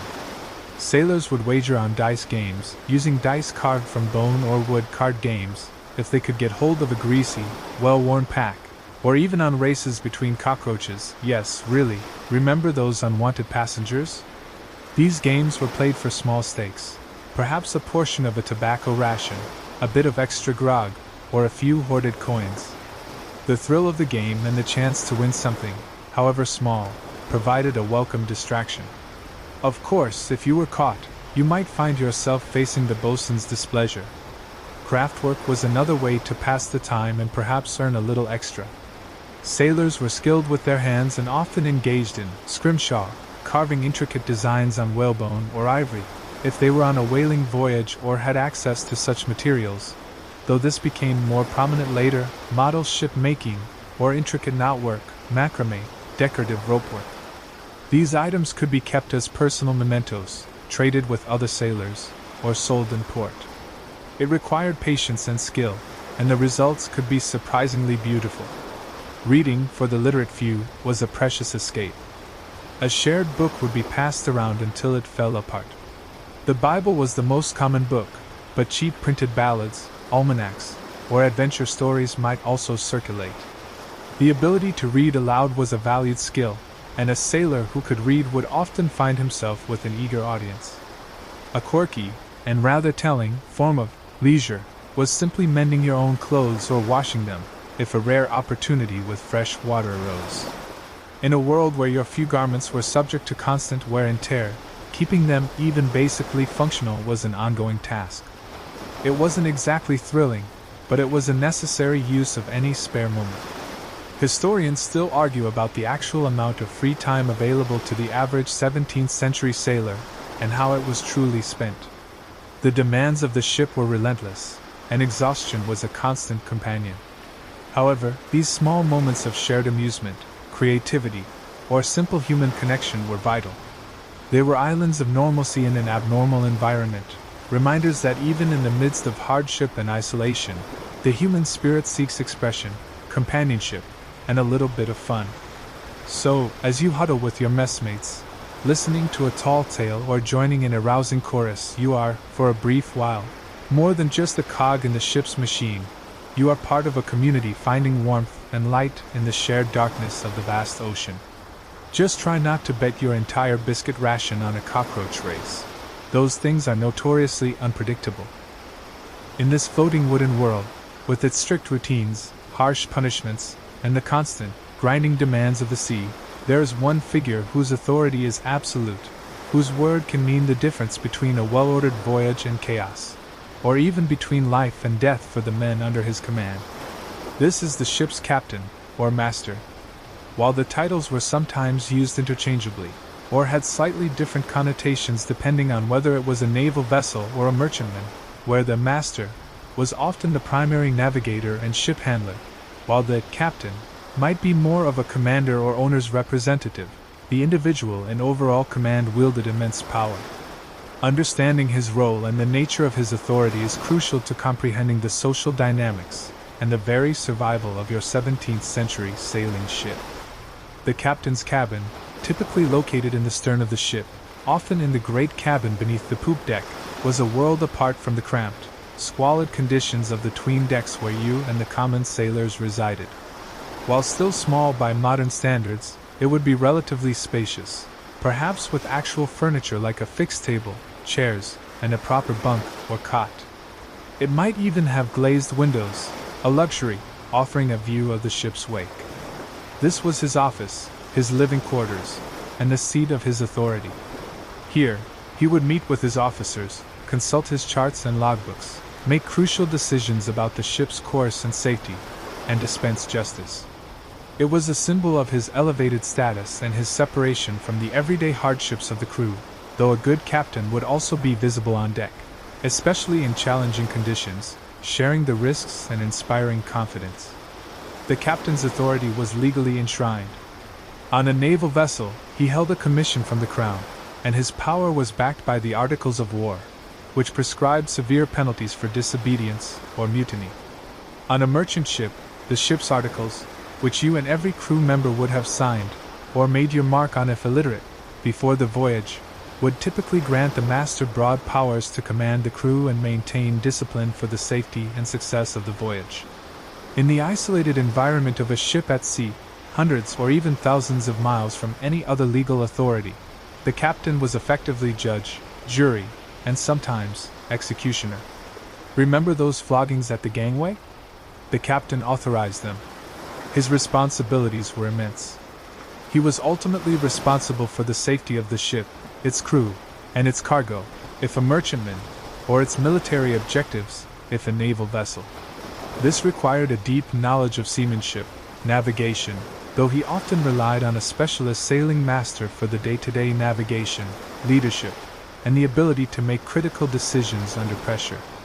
He had to decide when to set sail or seek shelter, how to navigate through storms, whether to engage an enemy ship or flee, and how to manage dwindling supplies of food and water on a long voyage. A single bad decision could doom everyone on board. The weight of this responsibility must have been enormous. A good captain needed to be a skilled leader of men. He had to inspire loyalty, maintain morale, and enforce discipline, often in a crew made up of diverse, sometimes rough and unruly, individuals from various backgrounds, some perhaps even pressed, forcibly recruited, into service. He needed to strike a balance between being firm and being fair.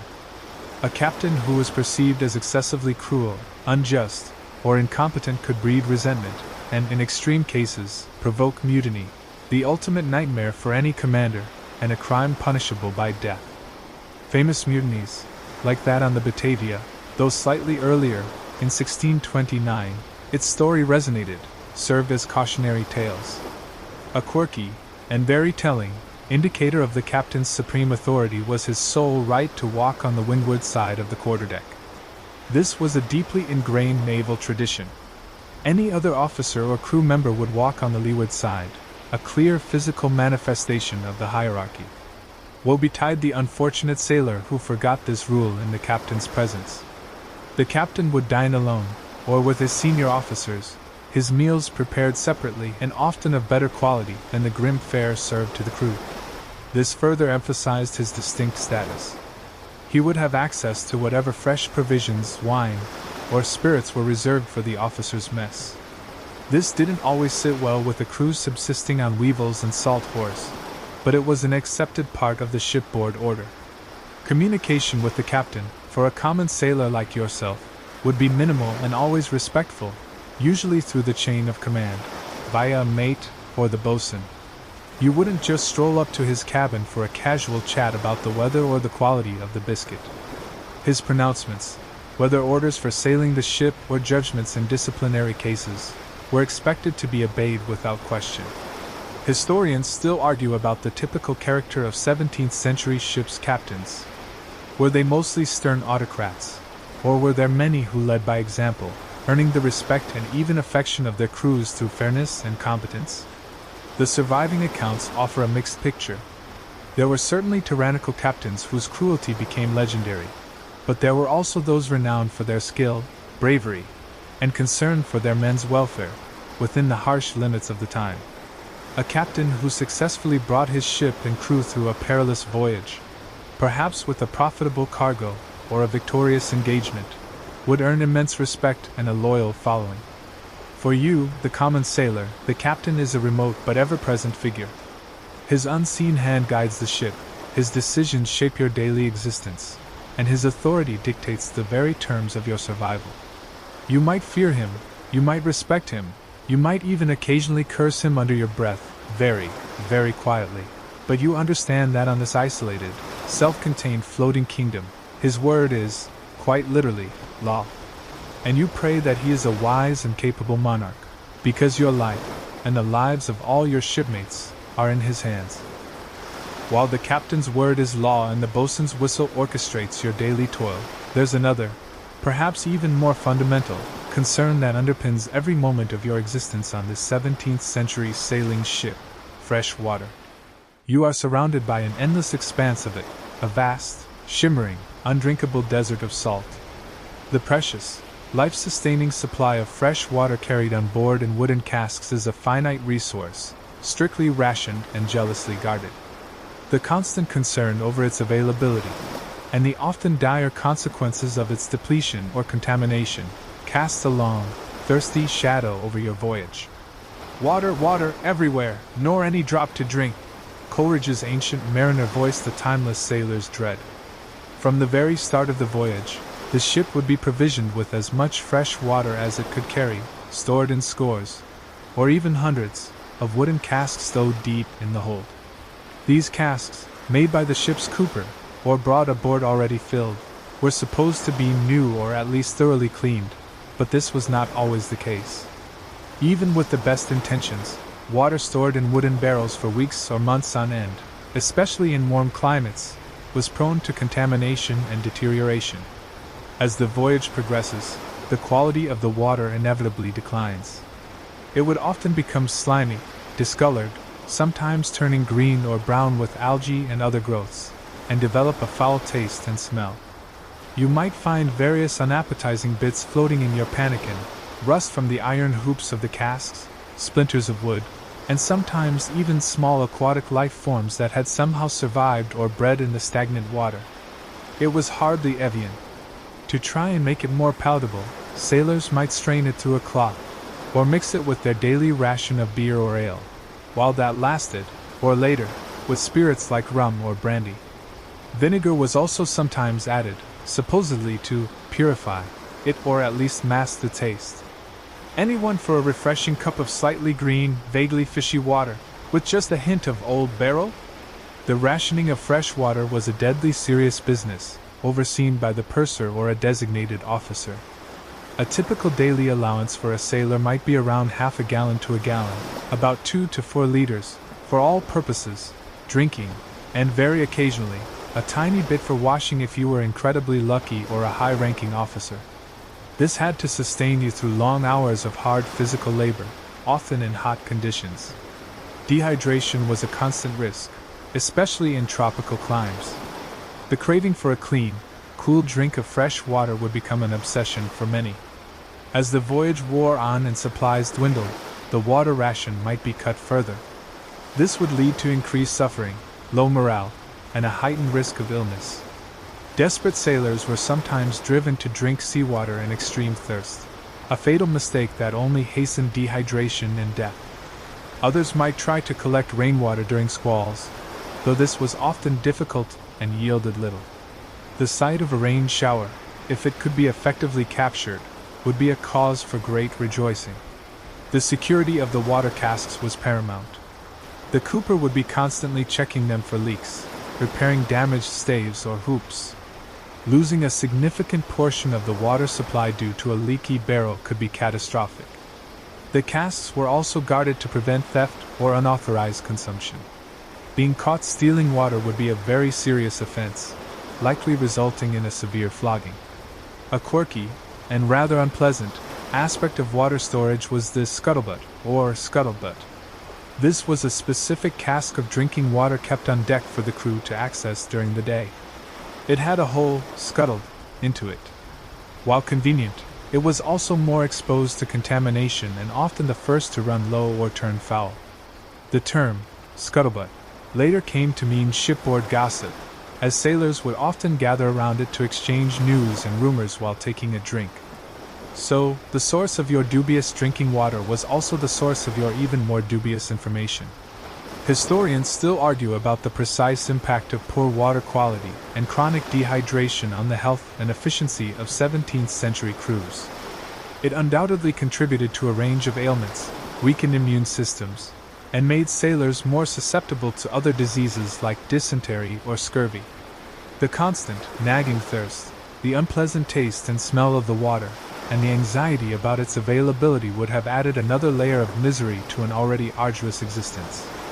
Efforts were made to find ways to preserve water or make it more palatable. Charring the inside of water casks was sometimes done, as it was believed to help keep the water sweeter for longer. Various substances might be added to the water in an attempt to purify it, though these were often based on folklore rather than science. The search for a reliable method of desalinating seawater at sea was ongoing, but practical, large-scale solutions were still far in the future. So each day, when your meager water ration is doled out, you treat it like liquid gold. You sip it slowly, trying to ignore the taste, grateful for every drop. You watch the levels in the scuttlebutt with an anxious eye. The availability of this most basic necessity of life, something so easily taken for granted on land, becomes a constant preoccupation. The creak of the pump bringing up water from the hold, the cooper tapping his mallet as he inspects the casks, the officer carefully measuring out the daily allowance. These are all part of the daily drama of survival, a drama in which fresh water plays a starring, and often tragically scarce, role. And you dream not just of fresh apples, but of a long, cool, clean drink from a gushing spring, a pleasure almost unimaginable in this salty, thirsty world. Life aboard your 17th century sailing ship, with its monotonous routines of work, rationing, and enduring discomfort, can be shattered in an instant by one of the most terrifying and awe-inspiring experiences the ocean has to offer, a major storm. When the skies darken, the wind begins to howl like a banshee, and mountainous waves rise up to threaten your fragile wooden vessel, all semblance of mundane daily life vanishes. It's a desperate, chaotic, and utterly exhausting battle for survival, where every man, from the captain to the youngest ship's boy, must work together with skill, courage, and a prayer on their lips, in the hope of riding out nature's fury. "All hands on deck!" becomes a cry that signals not just urgency, but the very real possibility of imminent doom. The signs of an approaching storm would be watched for with keen anxiety by the officers and experienced sailors. A falling barometer, though these were still somewhat rudimentary and not always reliable, a dramatic change in wind direction or cloud formations, a heavy, ominous swell even in relatively calm conditions, these could all herald bad weather. The captain and master would consult anxiously, trying to decide on the best course of action. to try and outrun the storm, to heave to, position the ship to ride out the worst of it, or to prepare for a direct confrontation. As the storm hits, the ship transforms from a relatively ordered workplace into a scene of controlled, and sometimes not so controlled, chaos. The wind shrieks through the rigging with a terrifying force, threatening to rip the masts out or shred the sails to ribbons. Rain, or perhaps hail or sleet, lashes down with stinging intensity, reducing visibility to almost zero. And the waves, they become monstrous, towering walls of water that lift your tiny ship up to dizzying heights, only to drop it sickeningly into deep troughs, each impact jarring the timbers and sending shudders through the entire vessel. The motion is violent and unpredictable, a brutal combination of pitching, rocking bow to stern, rolling, rocking side to side, and yawing, swinging off course. It's like being tossed around in a giant, very wet, and very angry washing machine. The first priority is to reduce sail. Carrying too much canvas in a gale can lead to dismasting, losing a mast, or capsizing the ship. The order goes out to furl or reef the sails, and you and your shipmates will be scrambling aloft into the wildly swaying rigging, your lives literally in your hands. The wind whips at you, trying to tear you from your precarious perch on a yardarm. The sail, normally just heavy canvas, becomes a raging, thrashing beast, filled with the power of the storm, incredibly difficult to control. Your fingers, numb with cold and wet, struggle to grip the frozen ropes and wrestle the stiff, sodden canvas into submission. It's terrifying, exhausting work, performed high above a raging, foam-streaked sea that looks eager to swallow you whole. Many a sailor was lost overboard during such maneuvers. Hang on for dear life, lads! And try not to look down, unless you fancy a very quick, very final swim. On deck, conditions are no better. Huge waves crash over the bow and sweep across the decks, carrying away anything not securely lashed down, spare spars, water casks, even livestock if any were being carried. You'd be struggling to keep your footing on the slippery, violently moving deck, often up to your knees in swirling seawater.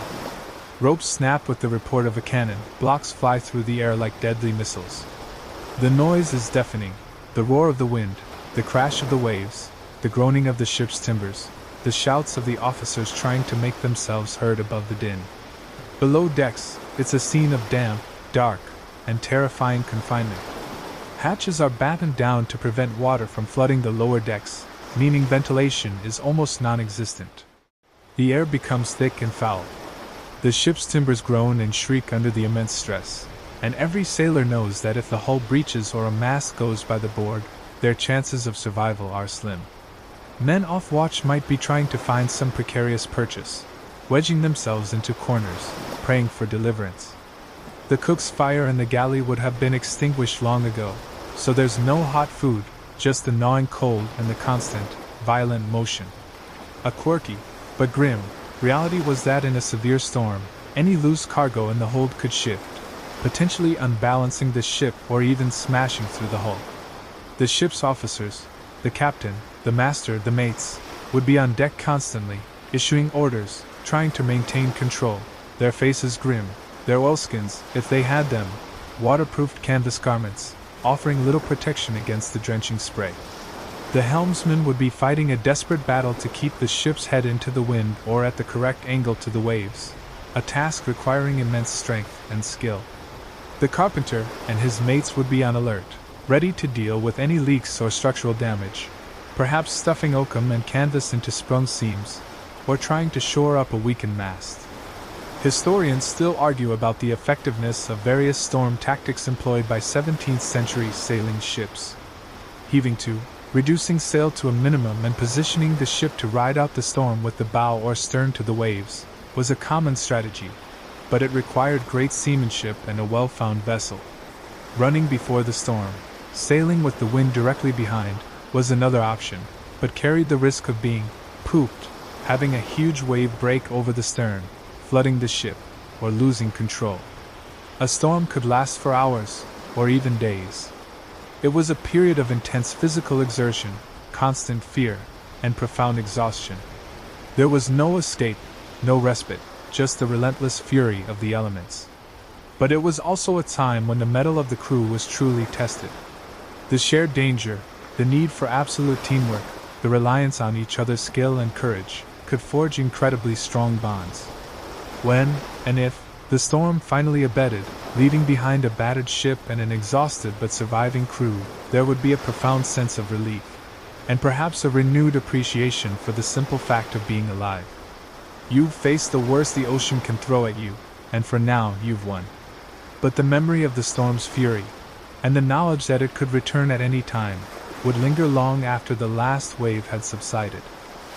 If you've managed to survive the immediate dangers of a terrifying storm, or even just the daily grind of hard labor and bad food, you are still not out of the woods, or rather, out of the deep blue sea, when it comes to threats to your well-being.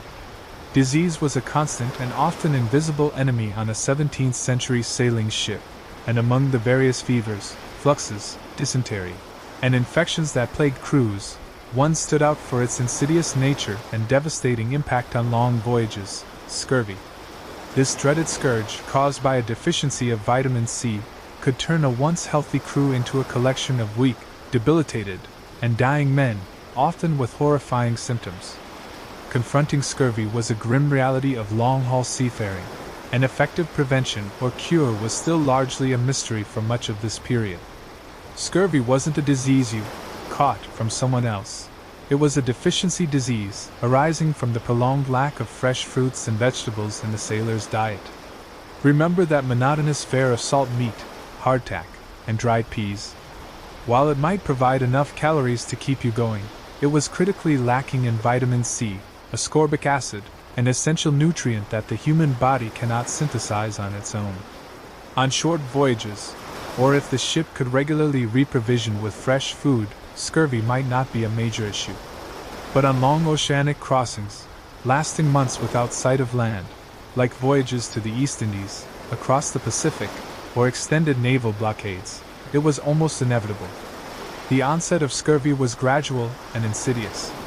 The first signs might be general lethargy, weakness, and aching limbs, easily mistaken for simple fatigue from hard work. But as the deficiency worsened, more alarming symptoms would appear.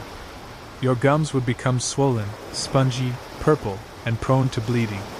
Your teeth would loosen in their sockets and might eventually fall out. Old wounds, even those that had healed years ago, could mysteriously reopen. Bruises would appear on your skin with the slightest knock, and small, dark spots, petechiae, would erupt, particularly on your legs. You'd experience excruciating pain in your joints and muscles. Your breath would become foul.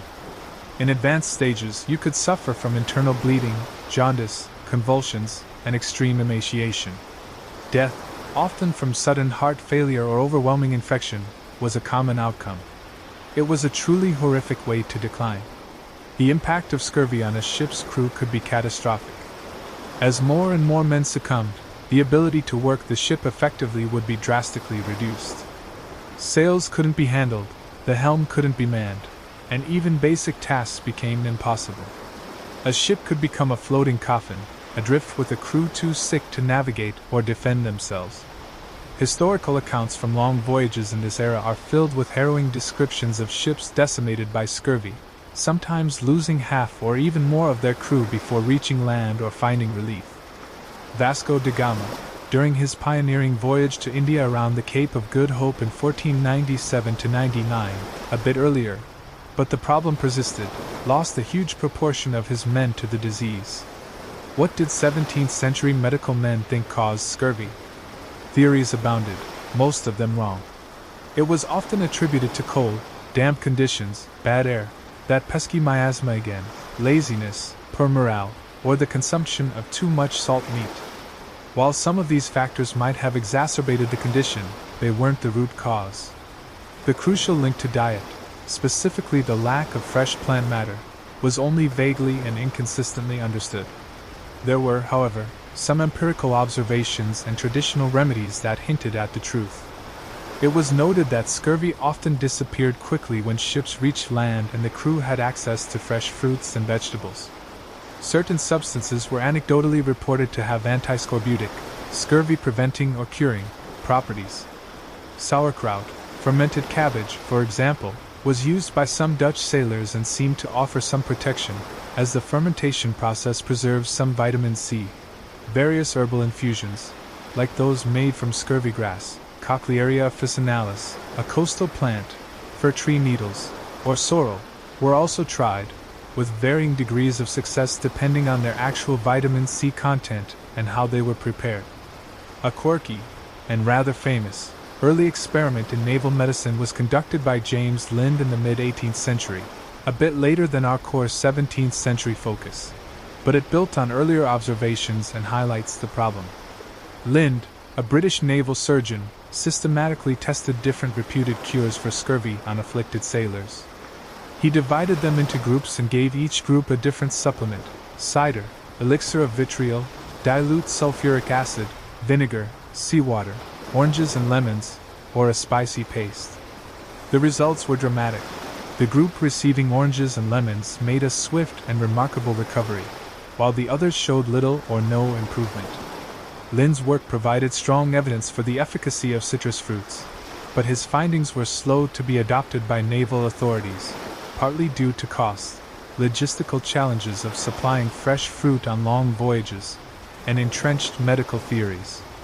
It wasn't until the very end of the 18th century and early 19th century that the regular provision of lemon or lime juice became standard practice in the Royal Navy, leading to a dramatic reduction in scurvy. Historians still argue about the extent to which effective folk remedies or preventative measures against scurvy were known and practiced on 17th century ships prior to Lind's more systematic work. There are scattered accounts of commanders or individual sailors recognizing the value of fresh greens or specific herbal preparations, but this knowledge was not widespread or consistently applied. For you, the common sailor in the 17th century, the threat of scurvy was a constant, terrifying shadow on any long voyage. As the weeks turned into months, and the last of any fresh provisions were long gone, you'd anxiously watch yourself and your shipmates for the telltale signs: the bleeding gums, the loosening teeth, the debilitating weakness.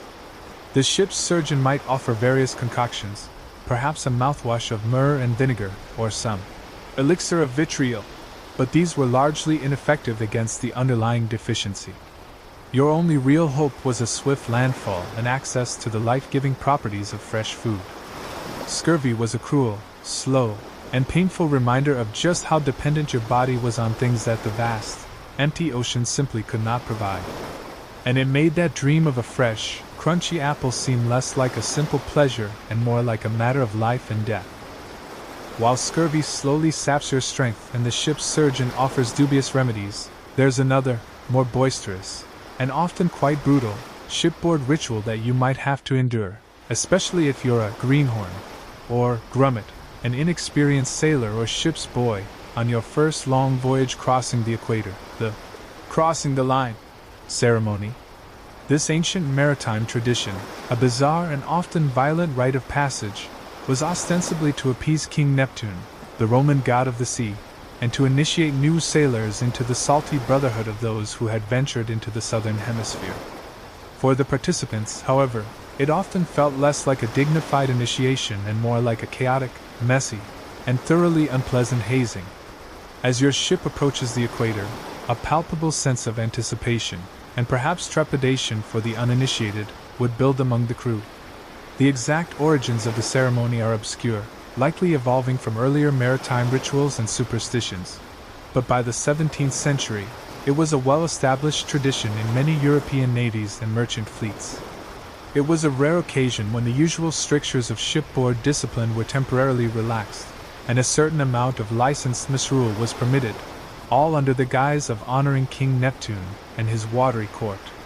The ceremony would typically begin with a lookout, sighting King Neptune's chariot, often a cleverly disguised ship's boat or a decorated barrel, approaching the vessel.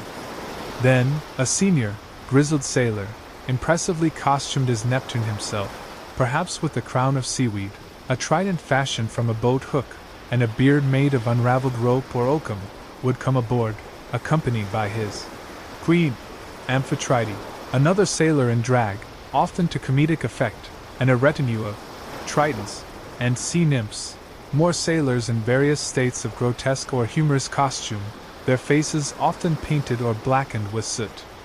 This court would then demand to know if there were any pollywogs, or tadpoles, uninitiated sailors who had not yet crossed the line, aboard who had failed to pay homage. It's like a very strange, very salty, aquatic version of a surprise inspection by a mythical monarch with a penchant for practical jokes. If you were one of these unfortunate pollywogs, your ordeal was about to begin. You would be summoned before King Neptune and his court, often with a good deal of rough handling and mock solemnity.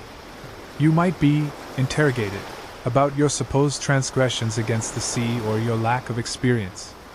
Then the initiation rites would commence. These varied in their specifics from ship to ship and over time, but they generally involved a series of unpleasant and humiliating procedures. One common element was a ritual: shave. You'd be lathered with a foul concoction of tar, grease, slush from the cook's galley, remember that delightful stuff, and perhaps even bird droppings or other unsavory ingredients. The razor would be a rusty piece of iron hoop or a notched wooden stave. The barber, another costumed sailor, would then proceed to shave you with this implement, often with a great deal of scraping, tugging, and theatrical incompetence, much to the amusement of the already initiated shellbacks, those who had crossed the line before, looking on. Hold still, pollywog. This royal razor only nicks the deserving, and pretty much everyone else too. Next, you might be baptized or ducked. This could involve being repeatedly dunked into a large tub of seawater on deck, or even being hoisted aloft on a yardarm and then dropped unceremoniously into the ocean, with a rope attached, hopefully. Sometimes, a speaking trumpet would be used to pour water down your throat or into your ears. The aim was to thoroughly soak and disorient you, a symbolic cleansing or immersion into Neptune's realm. You might also be forced to swallow a pill, made of some disgusting substance, or to drink a nauseating potion concocted by Neptune's attendants. Other indignities could include being paddled, having your face painted, or being forced to perform ridiculous tasks or answer absurd riddles, all while being jeered at and manhandled by the shellbacks. The entire affair was usually accompanied by a great deal of noise, music, of a sort, probably from a fiddle or a drum, shouting, and general mayhem. It was a period of licensed anarchy, a temporary overturning of the usual shipboard hierarchy, where the common sailors, in the guise of Neptune's court, could exert a degree of power over their officers, if any junior officers were also pollywogs, and torment their uninitiated shipmates. Historians still argue about the true purpose and social function of these often brutal ceremonies. Were they simply a form of rough hazing and sadistic entertainment? Or did they serve a more complex role in forging group cohesion, relieving the tensions of a long voyage, and marking a significant geographical and psychological transition for the crew? Perhaps it was a bit of both. By enduring the ordeal, the pollywog was accepted into the brotherhood of experienced mariners, having symbolically paid their dues to the god of the sea. For the victims, however, it was often a terrifying and degrading experience. Injuries were not uncommon, from cuts and bruises to more serious mishaps. While some captains tried to moderate the excesses of the ceremony, others turned a blind eye or even encouraged it as a way for the crew to blow off steam. There was little you could do but endure it with as much fortitude, or feigned good humor, as you could muster. Refusal to participate would likely lead to even harsher treatment. Once the initiations were complete, King Neptune and his court would depart the ship, often with a final round of feasting, perhaps with extra rations of grog or better food if the captain was feeling generous, and celebration among the newly inducted shellbacks. You, now a fully fledged son of Neptune, sore, smelly, and probably still spitting out tar, had survived. You had crossed the line, both literally and figuratively.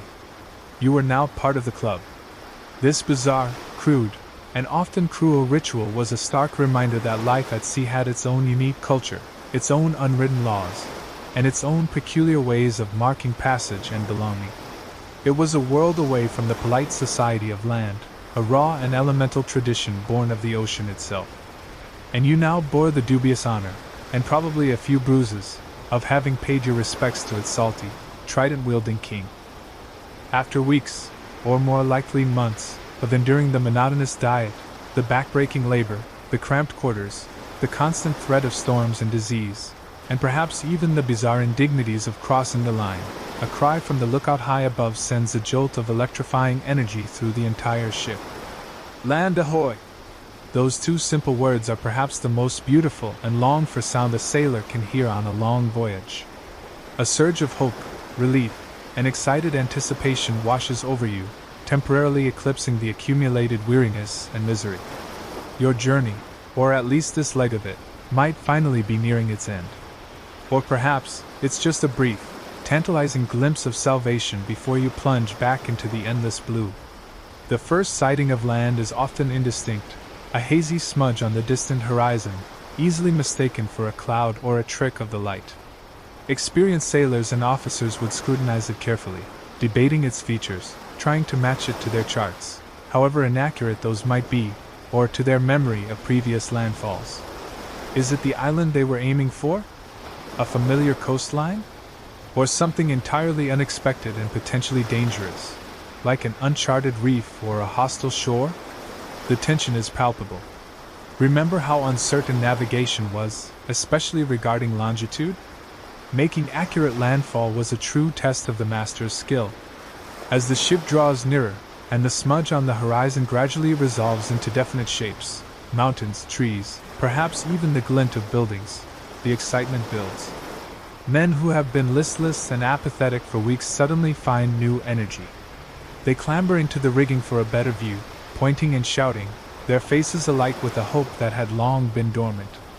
Even the most hardened old salt might feel a lump in his throat. It's not just land, it's the promise of fresh food, clean water, solid ground beneath their feet, and perhaps, if they're lucky, some news from home or a chance to send letters. It's the promise of a temporary escape from this rolling wooden prison. The approach to land requires careful navigation. The master and his mates will be taking soundings, measuring the depth of the water with a lead line marked at intervals, the bottom of the lead often having a hollow filled with tallow to pick up samples of the seabed, giving clues to their location, consulting their charts, and looking for familiar landmarks. Coastal waters can be treacherous, with hidden reefs, strong currents, and unpredictable winds. The ship, which felt so small and vulnerable in the vastness of the open ocean, now seems large and unwieldy as it maneuvers through narrower channels or approaches an unfamiliar anchorage. The rhythmic call of the leadsman in the chains, "By the mark 7!" or "No bottom at 10!" would be a crucial guide.